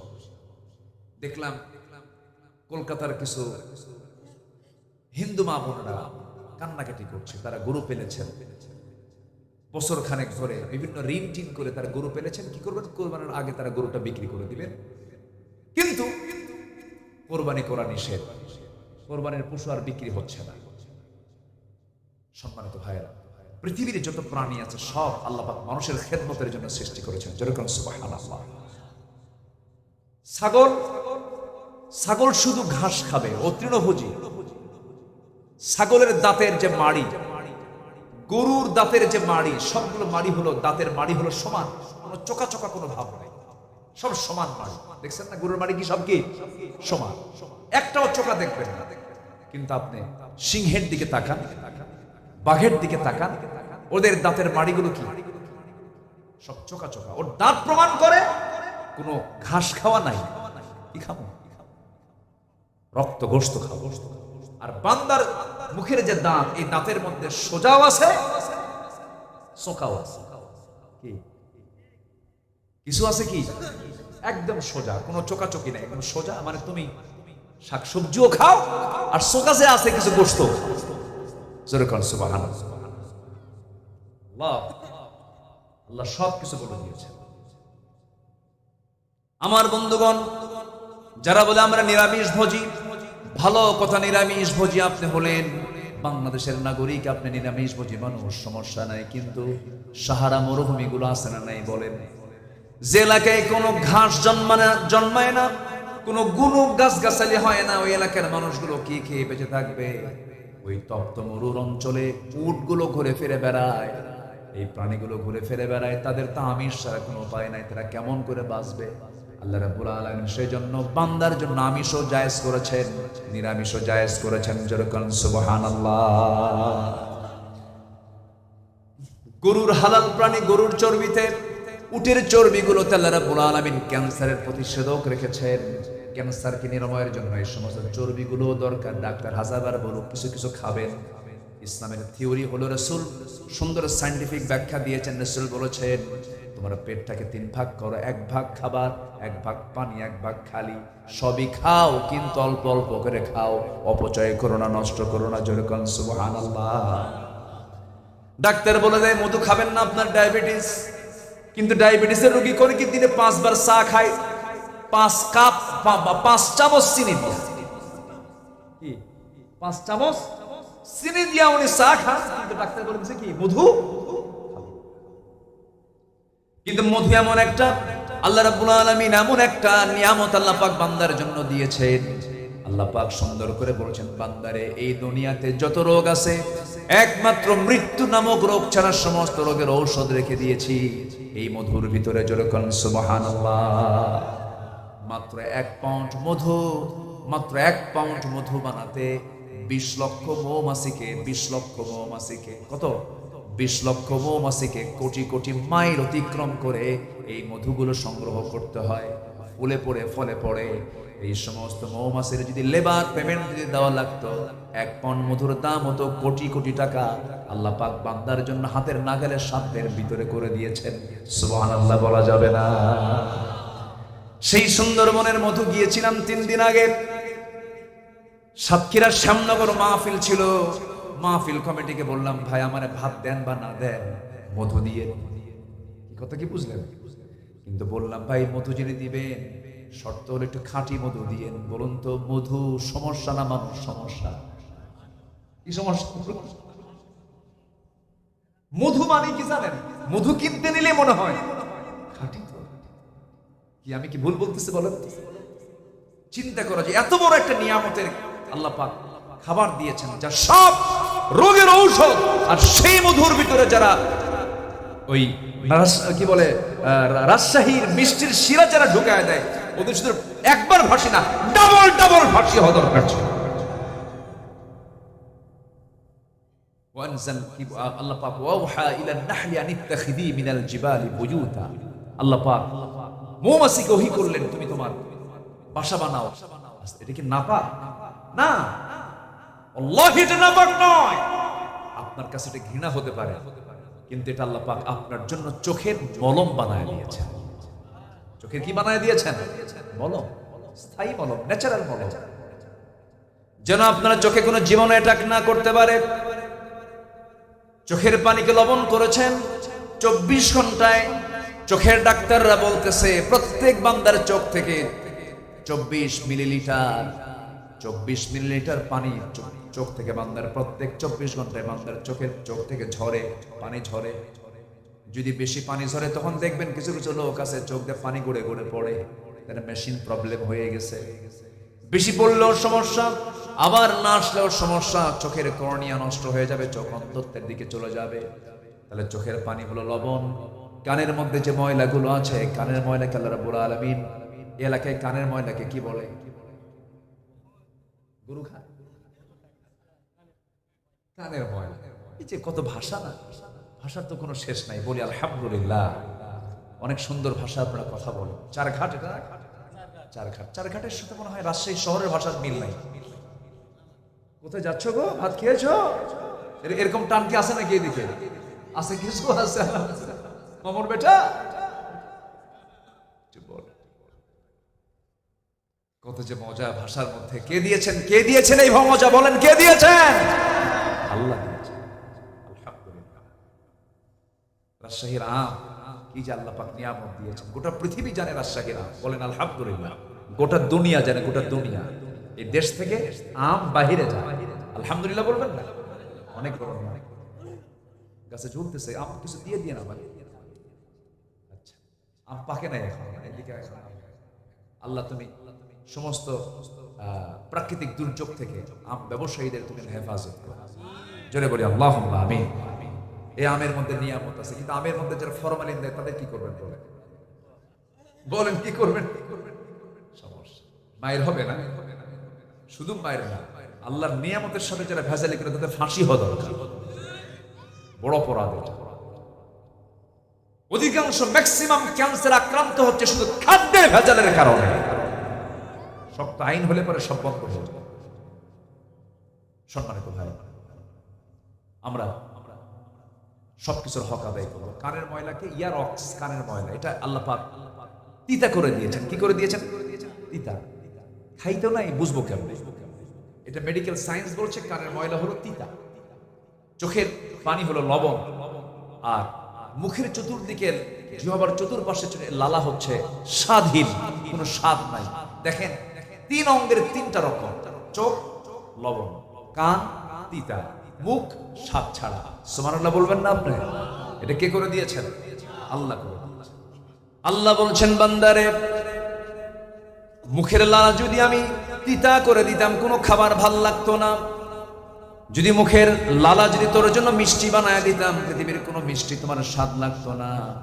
আমি মুখের মধ্যে এমন লালা দিয়েছি যে লালার মধ্যে কোনো স্বাদ নাই। যা তোর জিহ্বায় চলে আসে সঙ্গে সঙ্গে বলে ফেলি সেটা গরু গোশত, এটা খাসির গোশত, এটা মুরগির গোশত, এটা ন্যাংরাম, এটা গোপাল ভোগ, এটা রাজভোগ, এটা খিরসাপাতি, এটা হাড়ি ভাঙ্গা, এটা কি হিমসাগর।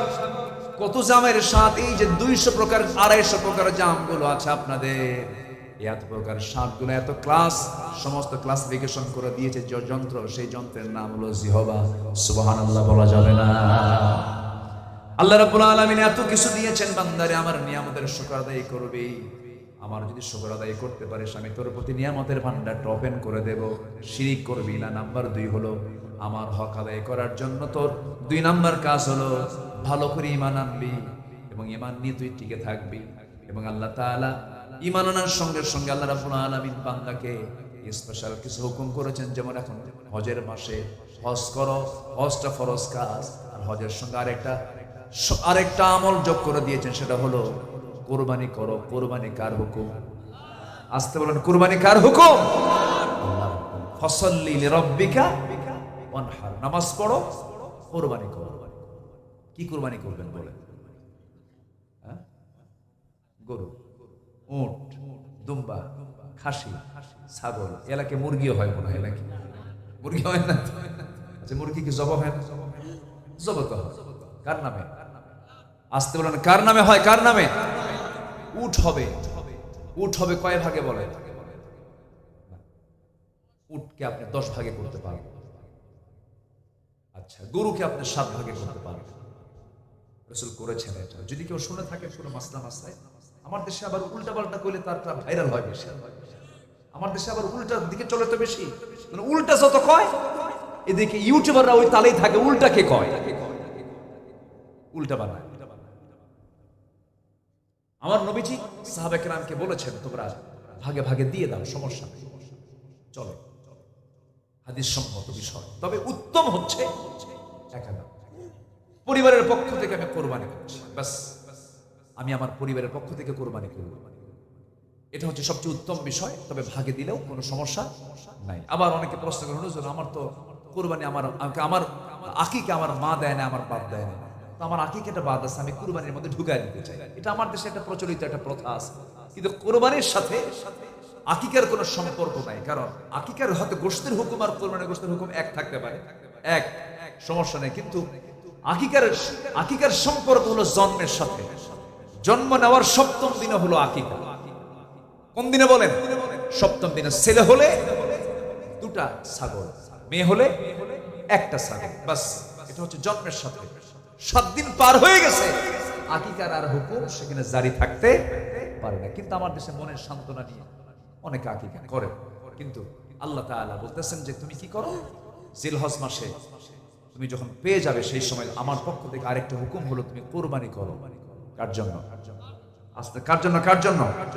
আল্লাহ তো গোশতও নাই, রক্তও নেয় নাকি? আল্লাহ কি গোশত নেন, রক্ত নেন? কিছুই না। আল্লাহ রাব্বুল আলামিন বলেন, আমি কি নেই তোর কাছ থেকে, বান্দা শুনে নে। লা ইয়ানালাল্লাহা লুহুমুহা ওয়ালা দিমাউহা ওয়ালাকিন ইয়ানালুহুত তাকওয়া মিনকুম। আল্লাহর দরবারে কোনো গোশত যায় না, কোনো রক্ত যায় না, আল্লাহর দরবারে চলে যায় হলো তোমাদের তাকওয়া। কিন্তু আমার দেশে কিছু প্রাণীর প্রতি মহব্বত রাখা কিছু বান্দার সামনে কয়েকদিন পরে আবার তারা মাঝে মাঝে উকি মেরে ওঠে। কিছু নাস্তিক চক্র আছে, যখন কোরবানির দিন আসে, কোরবানির 2-1 দিন আগের থেকে শুরু করে, আহারে লাখ লাখ প্রাণীকে মেরে ফেলে আজকে মানুষ কেমন অমানুষ হয়ে গেছে, দেখছেন কি ফতুয়া মারে। আসেন এরকম, আসেন এরকম, আসেন। যে সমস্ত নরাধমগুলো এই সমস্ত কথা বলে, জিহ্বা টেনে ছেড়া দরকার এই বেয়াদব থেকে।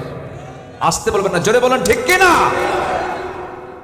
তুমি সারাদিন মুরগি মেরে খাও, তুমি সারাদিন তুমি কাচ্চি বিরিয়ানি খাও, তুমি সারাদিন তোমার বাড়িতে রোস্ট খাও, আর কোরবানির আগ দিয়ে তোমার এখানে চুলকানি ওঠে যে এই সমস্ত প্রাণীগুলো একদিনে মারার কি দরকার? এদেরকে 2 পা উল্টা করে ঝুলাইয়া পেটানো দরকার এদেরকে। কোরবানির হুকুম কে দিয়েছেন? এটা কি ছোটখাটো কোনো হুকুম নাকি? অনেক বড় হুকুম। কোরবানি কিছু কিছু বান্দার জন্য ওয়াজিব। কোরবানি তাকে আদায় করতেই হবে, কোরবানি তাকে দিতেই হবে। এটার ভাগ নিয়ে সমস্যা। আবার অনেকে কোরবানির আগ দিয়ে ফ্রিজ কেনে। কি কেনে বলেন? ফ্রিজ কেনে, ভাবে যে গরুর ওজন কত, গরুর ওজন অনুযায়ী ফ্রিজের ওজন ঠিক করে। আছে কিনা বলেন? আচ্ছা বলেন তো, আপনি যে কোনো রেফ্রিজারেটর, যে কোনো ফ্রিজের মালিক, ফ্রিজ দোকানদারের মালিক, মানে ফ্রিজের যে দোকান আছে সেই দোকানদারকে আপনি প্রশ্ন করবেন যে আপনার কোন মাসে সবচেয়ে বেশি ফ্রিজ বিক্রি হয়, বলেন কোন মাসে? কিসের আগে? কুরবানির আগে। আচ্ছা বলেন তো, প্রথম যে কুরবানির হুকুম হয়েছিল এটা কি খাওয়ার? বলেন এটা কি খাওয়ার? না। হাবিল এবং কাবিলের যে দ্বন্দ্ব ছিল, এই দ্বন্দ্ব মেটানোর জন্য আল্লাহ রাব্বুল আলামিন কি করলেন? দুজনকে কুরবানির অর্ডার দিলেন, তোমরা দুইজনে পশু জবাহ করো। যার পশু আসমান থেকে আগুন এসে ভস্ম করে দেবে তার কোরবানি কবুল, আর যার আগুন পড়বে না, যার কোরবানির পশু পড়বে না, সেটা গ্রহণ করা হবে না। সেটা গ্রহণ করা হয়নি, সেটা অগ্রহণীয়। আল্লাহ যদি এইরকম সিস্টেম এখনো রাখতেন, ভয়ে কেউ কুরবানি দিত না। ভয়ে কেউ কি কুরবানি দিত? ওরে বাবা, আমি যদি কুরবানি দিতে নিয়ে যদি আসমান থেকে আগুন না আসে, আমার তো সবাই কবে তো সো কি কথা বলছেন? আল্লাহ পাক আমাদেরকে বাঁচিয়েছেন যে এরকম কোনো কিছু এখন এই সিস্টেমটা নাই। তবে অনেকের লক্ষ লক্ষ টাকার লোন আছে, উনি 3 লক্ষ টাকার গরু কেনেন, আছে কিনা বলে? যখন বলা ভাই আপনি কি? আমি তো গরু। তুমি কি ছাগল? তুমি কি ভেড়া? আছে না? বলেন তো। এই সমস্ত প্রাণী কিনে আপনি প্রাউড করবেন, ফেসবুকে পোস্ট স্ট্যাটাস দিয়ে বলবেন যে এই যে 1 লাখ টাকার গরু অমুক মেম্বার কিনছেন, অমুক চেয়ারম্যান কিনছেন, অমুক এমপি সাহেব কিনছেন। আল্লাহর দরবারে এই সমস্ত রিয়া প্রদর্শনীর কোন কোরবানি আল্লাহর দরবারে মঞ্জুর হবে না। কোরবানির পশুর নাম দিচ্ছে ডোনাল্ড ট্রাম্প। আছে নাকি? কব কিছু কব বলবো? পশুর নাম কি দিছে? ডোনাল্ড। নেতানিয়াহু নাম দিছে হলো দমোদর দাস নরেন্দ্র মোদী। কোরবানির পশু। একজন আমাকে প্রশ্ন করছে কয়েকদিন আগে মাহফিলে, হুজুর যে পশুর নাম দিছে ডোনাল্ড ট্রাম্প, ওটা দিয়ে কি কুরবানি হবে? কি উত্তর দিন? মানে আধুনিক দুনিয়ার আধুনিক প্রশ্ন। আচ্ছা বলেন তো, ডোনাল্ড ট্রাম্প যে নামটা দিচ্ছে ওটা কি ও জন্ম থেকে নাম নিয়ে আসছে? তো ওটা কুরবানি দিলে সমস্যা করছে। কিন্তু ওটার নাম ডোনাল্ড ট্রাম্প দেওয়ার কারণ কি জানেন? ডোনাল্ড ট্রাম্পের চুলের সাথে ওর চুলের মিল আছে। ঠিক আছে কি? গতবার এক কুরবানির পশু হাটে উঠছে, তার নাম দিছে হলো তাহেরি। বাদ তো কারোই দেয় না। নাম তাহেরি দিচ্ছেন কেন? বস এমন মনসে না আছে, আমার গুরুটা খুব উশৃঙ্খল, খুব নাচানাচি করে। সম্মানিত ভাই, বিকৃত নাম এটা উচিত না। যে নামটাই হোক না কেন, কোন ব্যক্তিকে হেয় করে কোন নাম রাখা উচিত না। তবে এই জাতীয় কোনো পশু যদি কেউ জবাহ করে, এতে কুরবানির কোনো ক্ষতি হবে না, কিন্তু যিনি নামটা দিয়েছেন তার জন্য অবশ্যই তাকে জবাব দিতে হবে। কার আদালতে? আল্লাহর আদালতে। এগুলো করা ঠিক না। এটা করবেন কেন? আপনি নাম এটা নাম দিবেন, এটা উচিত না। কোরবানি করবো আমরা কার খুশির জন্য? বলেন আসতে বলুন, কার খুশির জন্য বলেন? কোরবানির কোন পশু, কোরবানির পশুর যে গোশতগুলো সুন্দরভাবে আগে আত্মীয়ের মাঝে বন্টন করবো। জোরে বলি ইনশাআল্লাহ। কার মাঝে? বলেন আত্মীয়ের মাঝে। নিজে বেশি রাখবো না দিব বেশি? বলেন দিব বেশি, নেব কম। আমার যেন খুব দ্রুত যেন শেষ হয়ে যায়, এটাকে বেশি রাখার জন্য নয়। আমি আমার ব্যক্তিগত একটা আমলের কথা বলি। কোরবানি দেওয়ার নিয়ম হচ্ছে 3 দিন। কয়দিন বলেন তো? 3 দিন। পরপর 3 দিন দেওয়া যায়, এবং এই 3 দিন বান্দা রোজাও রাখতে পারে। আরেকটা ঈদের দিনও বান্দা রোজা রাখতে পারে। তো আমি ঈদের পরের দিন আমার গ্রাম যেটা, সেই গ্রামে আমি এক্সট্রা করে একটা কুরবানি দেই। পরের দিন আমি খুঁজে খুঁজে দেখি যে আমার গ্রামে কোন বাড়িতে কুরবানি হয়, কোরবানি কি দেয় নাই, কার বাড়ির উনুনে ভালো করে মজা করে গোশত খাওয়াটা হয় না। ইসলাম তো সামাজিক একটা দিনের নাম, সামাজিক ধর্মের নাম এটা। আপনার প্রতিবেশী না খেয়ে আছে আর আপনি ইমানদারের ঢেকুর মারতেছেন, আপনি ইমানদার হতে পারেন নাই। যার প্রতিবেশী না খেয়ে থাকে সে ইমানদার নয়। আমি পরের দিন করি কি, আমি নিজে ব্যক্তিগত একটা আমলটা বলা ঠিক না, আমি বলে ফেললাম। আমি সেটাকে জবাহ করে টোটাল আমার গ্রামে যারা কুরবানি দেয় নাই, যারা অনাথ, যারা দিতে পারে নাই, তাদের বাড়িতে বাড়িতে একটা করে অংশ আমার পক্ষ থেকে আমি তাদেরকে দিয়ে আসি। সম্মানিত ভাইয়েরা, কোরবানি হচ্ছে একমাত্র, এটার মূল তাৎপর্য হচ্ছে গোশত খাওয়া। এটার মূল ফাংশন ফ্রিজ আপ করা। কোরবানির মূল তাৎপর্য হলো আল্লাহ তোমার বন্ধু ইব্রাহিমকে তুমি যেমন করে পরীক্ষা করতে নিয়া তার সন্তান ইসমাইলকে তার সামনে হাজির করে ছুরি দিয়ে তার গলা আঘাত করে নিয়েছো, ছুরি চালায়া দিয়েছো, কিন্তু আল্লাহ তাআলা সেই ইসমাইলকে জবহ না করায়া আল্লাহ পাক তার নিয়তকে কবুল করায়া দিয়া একটা দুম্বা তার সামনে হাজির করায়া দিয়া এই কোরবানির রাসমটা চালু করলেন। বলুন তো ইব্রাহিম তিনি জবহ করেছেন কোন প্রাণীকে না নিজের সন্তানকে, কলিজার টুকরা সন্তান। ঠিক তেমনি আল্লাহর সন্তুষ্টির জন্য, আল্লাহর জমিনে দিন কায়েমের জন্য, আল্লাহর কোন বিধিবিধান জমিনে কায়েম করার জন্য, প্রতিষ্ঠার জন্য যদি আমরা যেমন কোরবানির দিন আল্লাহর খুশির জন্য যেমন কোরবানির দেহে রক্তকে জমিনে আমরা প্রবহমান করে আল্লাহর সন্তুষ্টি হাসিলের চেষ্টা করি, দিন কায়েমের জন্য যদি প্রয়োজনে নিজের বুকের তাজা রক্ত বিলীন করে দিতে হয়, সবাইকে রাজি আছেন?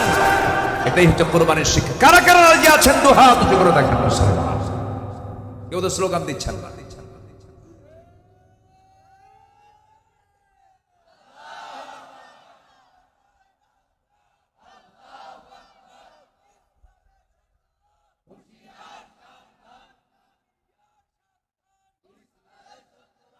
আল্লাহ কবুল করুন, জোরে বলি আমিন। তাহলে জীবন দেব আমরা কার পথে? জীবন দেব আমরা কার পথে?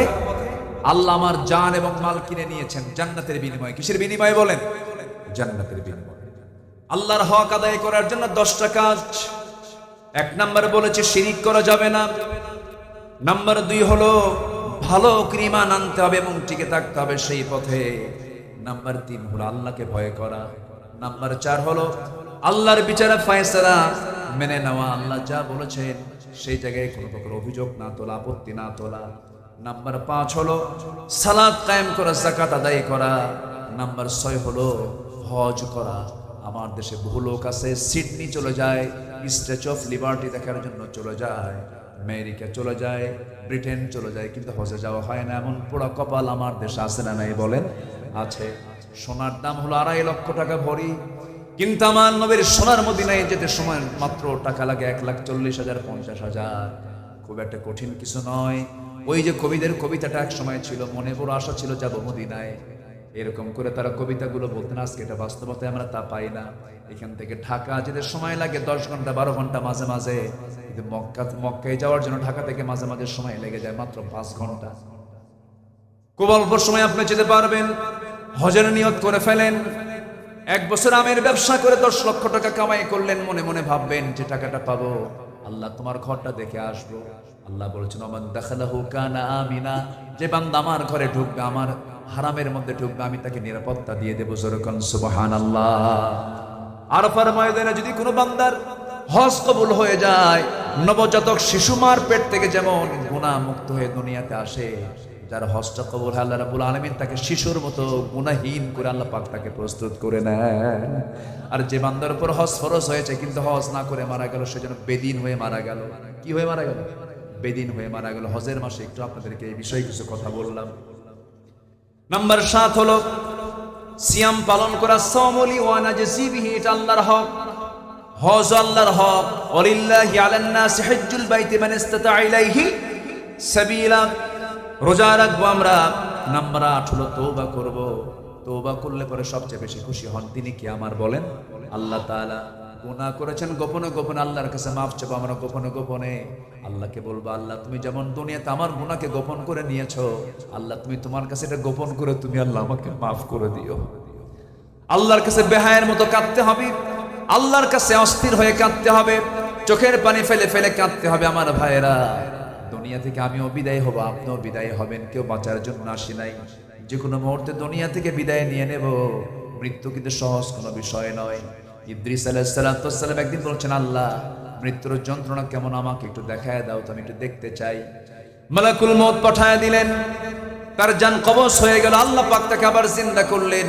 এবার বলা হলো ইদ্রিস কষ্ট কেমন হয়েছে? তিনি বলছেন আল্লাহ আমার কাছে মনে হলো আমার যখন জান কবজ হচ্ছিল, একটা জীবিত মানুষের মাথার চামড়া টেনে টেনে পা পর্যন্ত নিয়ে আসলে যত বড় না কষ্ট হয়, তার চাইতে বেশি কষ্ট আমার অনুভূত হচ্ছিল। সঙ্গে সঙ্গে আল্লাহ বলছেন ইদ্রিস রে, মালাকুল মউত তোমার যখন জানটা কবজ করেছে অত্যন্ত আদর করে যত্ন করে জানটা কবজ করেছে। আদর যত্নের জান কবজের তীব্রতা কষ্ট যদি এমনটা হতে হয়, এমনটা কষ্ট হয়, সবার সামনে মৃত্যুর মুখে মুখে আসে না নাই বলেন? আচ্ছা, সবাই আমরা মৃত্যুর মুখে মুখে দাঁড়াবো একদিন। দুনিয়া থেকে বিদায় নিয়ে নেব। দাদা চলে গেছে, দাদি চলে গেছে, নানা চলে গেছে, নানি চলে গেছে। কত স্মৃতি দাদার সঙ্গে একসঙ্গে থেকেছি। দাদার মুখের চিবানো পান মুখের মধ্যে থেকে বের করে আমাকে দিয়েছেন। কত সুন্দর সময়গুলো পার করেছি। সে দাদাটা চলে গেল। কলিজার টুকরা সন্তান চলে গেছে, অনেকের কত আদর করেছেন। মা চলে গেছে, বাবা চলে গেছে, কত কাছের প্রিয়জনরা চলে গেছে। বছর 3 আগের কথা, আমার এক বন্ধুর সঙ্গে আমরা একসঙ্গে পড়াশোনা করেছি, একসঙ্গে আলিম পাস করেছি, নাম হলো জিয়াউর রহমান। একসঙ্গে একই ক্লাসে পড়েছি, কত আনন্দ উল্লাস করেছি, কত আড্ডা মেরেছে। সে আর্মিতে চাকরি পেল, আর্মিতে চাকরি করলো, আর্মির বড় কর্মকর্তা ছিল। মাঝে মাঝে কথা হতো, সুন্দর তেলাওয়াত সে করতে পারে, সুন্দর কণ্ঠ ছিল তার, সন্তানাদিও আছে, পরিবার পরিজন আছে। হঠাৎ করে একদিন মনে হলো কতদিন বন্ধুর সঙ্গে কথা হয় না, ফোন দিলাম। ফোন ওই দিক থেকে ফোনটা যে রিসিভ করলো, মহিলার কণ্ঠ আসলো। আমি সালাম দিয়ে শুরু করলাম, বললাম মনে হয় আপনি ভাবি হবেন। আমার ভাই, আমার বন্ধু জিয়াটা কোথায়? সঙ্গে সঙ্গে বল, জিয়া তো নাই। আচ্ছা, আসলে পরে আমাকে একটু ফোনটা ধরতে বলবেন, আমাকে ফোনটা দিতে। আমি অমক বলছি।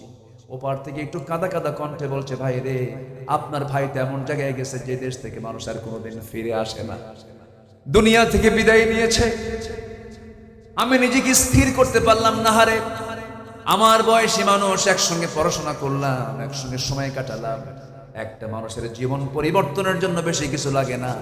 একটা মানুষের বাস্তব কোন বইয়ের পড়া, বইয়ের শিক্ষা দিয়ে মানুষ কখনো শুধু ভালো হবে না। বাস্তব একটা শিক্ষা হলো, একটা বান্দা ভালো হওয়ার জন্য তার প্রিয়জনের মৃত্যুটা তার সবচেয়ে বড় শিক্ষা। প্রিয়জন দুনিয়া থেকে বিদায় নিয়েছে, কিচ্ছু না জীবন, ও চলে গেছে, আমিও চলে যাব, সব দুনিয়া থেকে একদিন বিদায় নিয়ে নেব। আমার নবীজি দুনিয়া থেকে বিদায় নিচ্ছেন, খুব অসুস্থ মানুষ।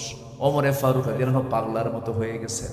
একজন এসে বলতেছে, ভাই ওমর, রাসূল ইন্তেকাল করেছেন। আমার নবীজি খুব পারিবারিক মানুষ ছিলেন, তিনি পরিবারকে খুব মহব্বত করতেন, পরিবারকে সময় দিতেন। ওমরে ফারুক জানেন না তিনি ইন্তেকাল করেছেন, কারণ রাসূল ইন্তেকাল করেছেন সাহাবীদের সামনে না, স্ত্রীর সামনে। বলেন কার সামনে?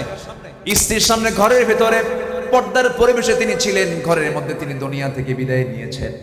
রাসূল যখন দুনিয়া থেকে বিদায় নেন, তার সামনে কেউ ছিল না, মাত্র একটা মানুষ ছিল, তার নাম হচ্ছে আম্মা জান আয়েশা সিদ্দিকা রাদিয়াল্লাহু তাআলা আনহা। তিনি যখন দুনিয়া থেকে বিদায় নেন, তিনি পরিবারকে খুব মহব্বত করতেন। কলিজার টুকরা ফাতিমাকে ডাক দিয়ে বলছেন, আয়েশা ফাতিমাকে ডাক দাও। তো ফাতিমাকে ডেকে আনা হলো। বলছেন, ফাতিমা রে, তুই দুনিয়াতে থাকবি, আমি দুনিয়া থেকে বিদায় নিচ্ছি, কিন্তু আমি তোকে না দেখলে থাকতে পারি না। আমার নবীজি মেয়েদেরকে খুব পছন্দ করতেন, মহব্বত করতেন। রাসূল বলেন, যার ঘরে 3টা মেয়ে আছে তার জন্য 3টা পৃথক জান্নাত। আমি 4টা মেয়ের বাবা। রাসূল মেয়েদেরকে খুব প্রাধান্য দিতেন, বলতেন, ও মেয়ের বাবারা, বাজার করতে গেলে পরে মেয়ের জন্য আগে বাজার করবা, ছেলের জন্য পরে বাজার করবা, মেয়েদেরকে দাম দিবা। আমি মেয়েদের বাবা, মেয়েদেরকে সম্মান করি। আমার রাসূল মেয়েদেরকে খুব মহব্বত করতেন, খুব আদর করতেন। ফাতিমা রাদিয়াল্লাহু আনহাকে বিয়ে দিলেন। বিয়ে দেওয়ার পর থেকে নিয়া আমার নবীজি তার মৃত্যুর দিন পর্যন্ত 3টা দিন পার হতে দেন না। 3টা দিন চলে গেলে রাসূল অস্থির হয়ে যেতেন, আমার মেয়েটাকে দেখি না, ফাতিমাকে দেখি না, ছটফট করতেন। নবীজি এতটাই পারিবারিক ছিলেন, পরিবারকে খুব মহব্বত করতেন, সন্তানদের সময় দিতেন, বউদেরকে সময় দিতেন। আমার নবীজির 4টা স্ত্রী একদিন একসঙ্গে এসে নবীর সামনে দাঁড়িয়ে বলছেন, হুজুর, আপনি কাকে সবচেয়ে বেশি ভালোবাসেন? রাসূল বলছেন, কেন, কি হয়েছে হুজুর? আমাদের 4 জনের মধ্যে গন্ডগোল হয়েছে, আপনি আমাকে ভালোবাসেন, আপনি আমাকে ভালোবাসেন, সবাই বলে আমাকে বেশি ভালোবাসে। আপনার মুখ থেকে শুনতে চাই আপনি কাকে ভালোবাসেন। বলুন তো, এই প্রশ্নটা সহজ না কঠিন? কঠিন প্রশ্ন, বললেই তো কেসাল লেগে যাবে, সমস্যা হয়ে যাবে। রাসূল বলছেন, একটু হিকমত খাটানো দরকার, তোমরা চলে যাও। তাদেরকে পাঠায় দিন আর বললেন, আগামীকালকে বলে দেব তোমাদেরকে আমি কাকে সবচেয়ে বেশি ভালোবাসি। ব্রেন খাটায় করলেন কি, সন্ধ্যা হতে হতেই, অন্ধকার হতে হতেই তিনি 8টা খেজুর হাতের মধ্যে নিলেন। 2টা করে প্যাকেট করলেন। 2টা খেজুর নিয়ে প্রথমে আম্মা জান আয়েশার ঘরে গিয়ে বলছেন, আয়েশা রে, আমি তোমাকে দারুণ ভালোবাসি, 2টা খেজুর দিয়ে গেলাম, তোমাকে যে এত ভালোবাসি 2টা খেজুরও দিয়ে গেছি, এই কথা যেন অন্য কোনো স্ত্রীর কানে না যায়। দ্বিতীয় স্ত্রীর ঘরে একই কথা বললেন, তৃতীয় স্ত্রীর ঘরে একই কথা বললেন, চতুর্থ স্ত্রীর ঘরে গিয়ে একই কথা বলে 2টা করে খেজুর দিয়ে আসলেন, একই কথা বলে চলে আসলেন। পরের দিন সকালবেলা বুক ভরা আশা নিয়ে 4 জন চলে গেছে। হুজুর আপনি বলেছেন আজকে জানাবেন কাকে বেশি ভালোবাসেন। রাসূল একটু মুস্কি মুস্কি হাসি মেরে বলছেন, ও আমার স্ত্রীরা, গত রাত্রিতে আমি লুকায় লুকায় যার ঘরে 2টা খেজুর দিয়ে আসছি আমি তাকেই বেশি ভালোবাসি। সুবহানাল্লাহ বলবেন না? আমার নবীজির বিজ্ঞতা, আমার নবীজির কি সুন্দর সিস্টেম পদ্ধতি। রাসূল সময়কে ম্যানেজ করেছেন। ছোট্ট ছোট্ট বাচ্চাদের সামনে যখন বসে যেতেন, বাচ্চা মানুষ বাচ্চার মতো হয়ে যেতেন। আমার নবীজি সেজদায় যেতেন, হোসেন নবীজির ঘাড়ে গিয়ে বসতেন। আমার নবীজি রুকুতে যেতেন, লাভ মেরে গিয়ে নবীজির পিঠে গিয়ে বসতেন হোসেন রাদিয়াল্লাহু তাআলা আনহু। আমার নবীজি জুমার খুতবা দিতেন, হোসেন লম্বা লম্বা জুব্বা পরে বারবার প্যাঁচ লেগে পড়ে যান। নবীজি ওয়াজিব খুতবা ছেড়ে দিয়ে ছোট্ট বাচ্চা হোসেনকে প্রথম কাতারে বসায় দেন। আমার বন্ধুগণ, যে মসজিদে ছোট্ট ছোট্ট বাচ্চাদের চিৎকার আওয়াজ শোনা যায়, যে মসজিদগুলোতে বাচ্চাদের কান্নার আওয়াজ শোনা যায়, এটা হচ্ছে রহমতের মসজিদ, বরকতের মসজিদ। জোরে বলেন সুবহানাল্লাহ। বাচ্চাগুলো যা আছে সব নিয়ে যাবেন মসজিদে, ছেলে হোক মেয়ে হোক, 4 বছর 5 বছর 6 বছর 7 বছর 8 বছর 9 বছর, সবগুলো বাচ্চা গ্রামের কোথাও থাকবে না, সব চলে যাবে কোথায়? তারা হাঁটবে, তারা হাসবে, তারা কাঁদবে, তারা ঠেলাঠেলি করবে, তারা ঘুদাঘুদি করবে, কোনো ডিস্টার্ব করা যাবে না। নিজের চোখে দেখে আসলাম কাতারের সেন্ট্রাল মসজিদ, দোহার মধ্যে সবচেয়ে শ্রেষ্ঠ মসজিদ কাতারের সেন্ট্রাল মসজিদ দেখে আসলাম। জাস্ট আমাদের দেশের বাইতুল মুকাররমের মতো সেন্ট্রাল মসজিদের প্রথম কাতারে আমি নামাজটা যখন পড়ছিলাম, খতিব নামাজটা শেষ করলেন, কয়েক শত ছোট্ট ছোট্ট বাচ্চারা দৌড় মেরে মেরে এসে খতিবের কপালে চুমা খায়, হাত টেনে ধরে, তার জামা টেনে ধরে। খতিবের সবাইকে সুন্দর করে আদর করছেন, স্নেহ করছেন। কিন্তু আমার দেশের মসজিদগুলো কিছু বুড়াদের দখলে, কিছু বুড়া মানুষ, এত বুড়া মানুষ চোখগুলো এত বড় বড় বানায়, বাচ্চাদের দেখলে পরে ওই বাচ্চাগুলো মনে মনে দোয়া করে, বুড়া তুই মরবি কোনদিন। এই আছে না নাই? এগুলো করা যাবে না। মসজিদকে আমার আবাদ বানায় ফেলবো, জোরে বলি ইনশাআল্লাহ। আমার বন্ধুগণ, আম্মা জান আয়েশা সিদ্দিকা রাদিয়াল্লাহু আনহা দুনিয়া থেকে বিদায় নেবেন। আয়েশা সিদ্দিকার ঘরে রাসূল দুনিয়া থেকে বিদায় নেবেন। এবার রাসূল বলছেন, আয়েশা রে, দুনিয়াতে আমার কারোর সঙ্গে কোনো কথা হলো না, তোমার সঙ্গে আমার সর্বশেষ কথা হয়ে দুনিয়া থেকে আমি বিদায় নিচ্ছি। আয়েশা, তোমাকে একটা কথা বলে যাচ্ছি, আমার উম্মতকে একটা মেসেজ জানায় দিবা।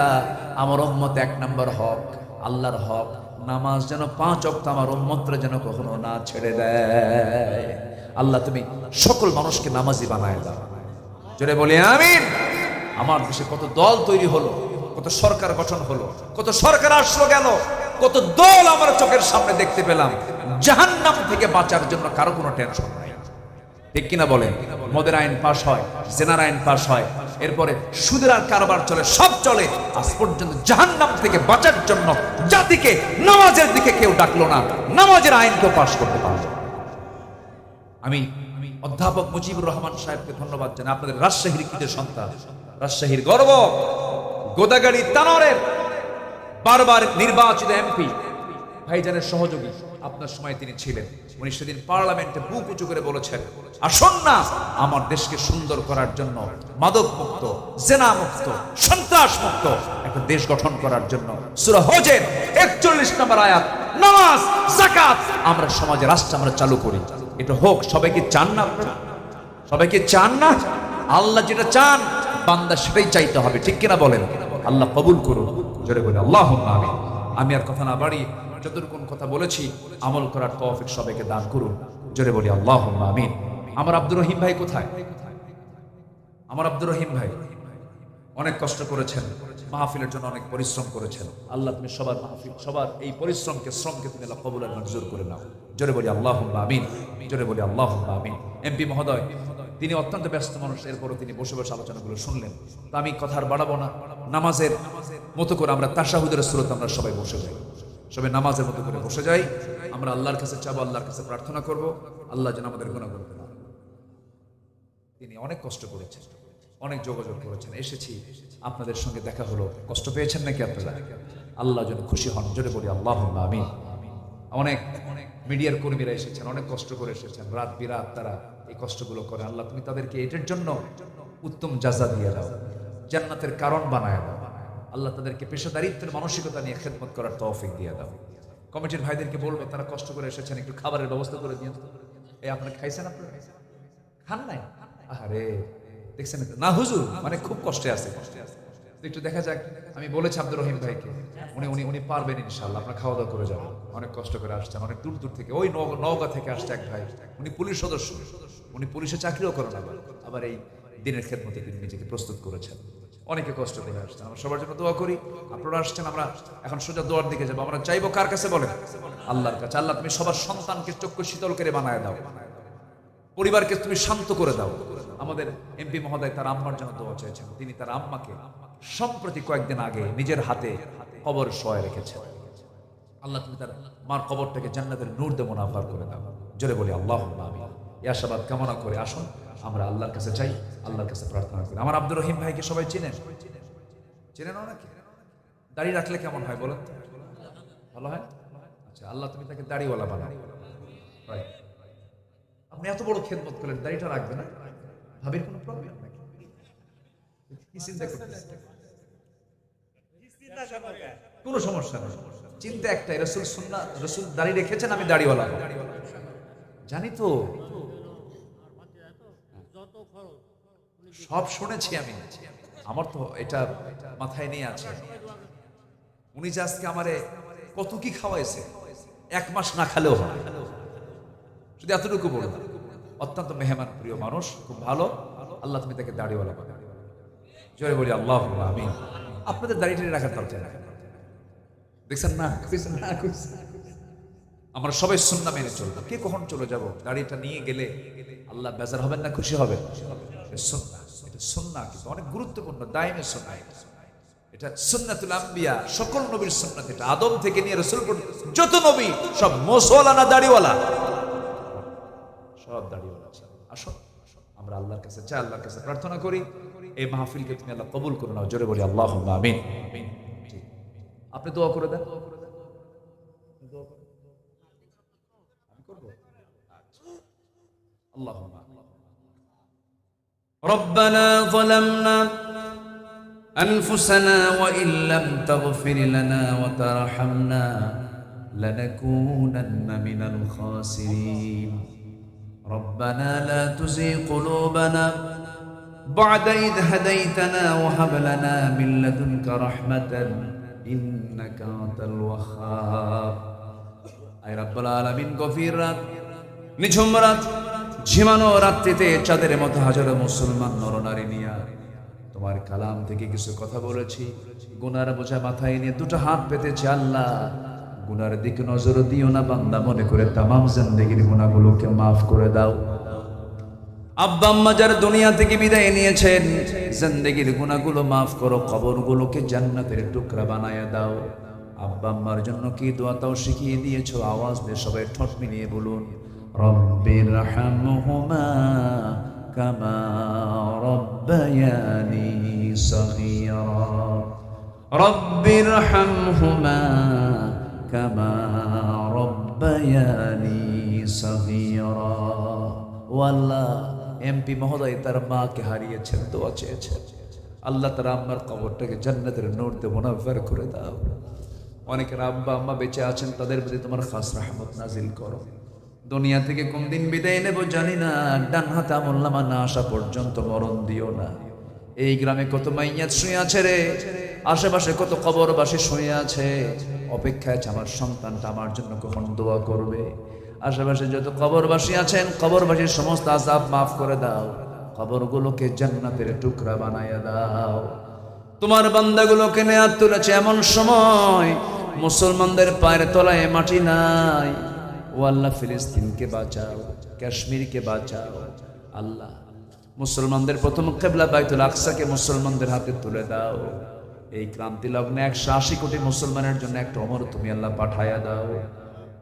দুনিয়া থেকে যেদিন বিদায় নিয়ে নেব রে, টেনে হেঁচড়ে ঘর থেকে বের করে দেবে, কবরের দিকে ঠেলে আমাকে নিয়ে যাবে, কবরে শোয়া দেবে। 24 ঘন্টা যাবে না, মাথার চুলগুলো খসে খসে পড়বে।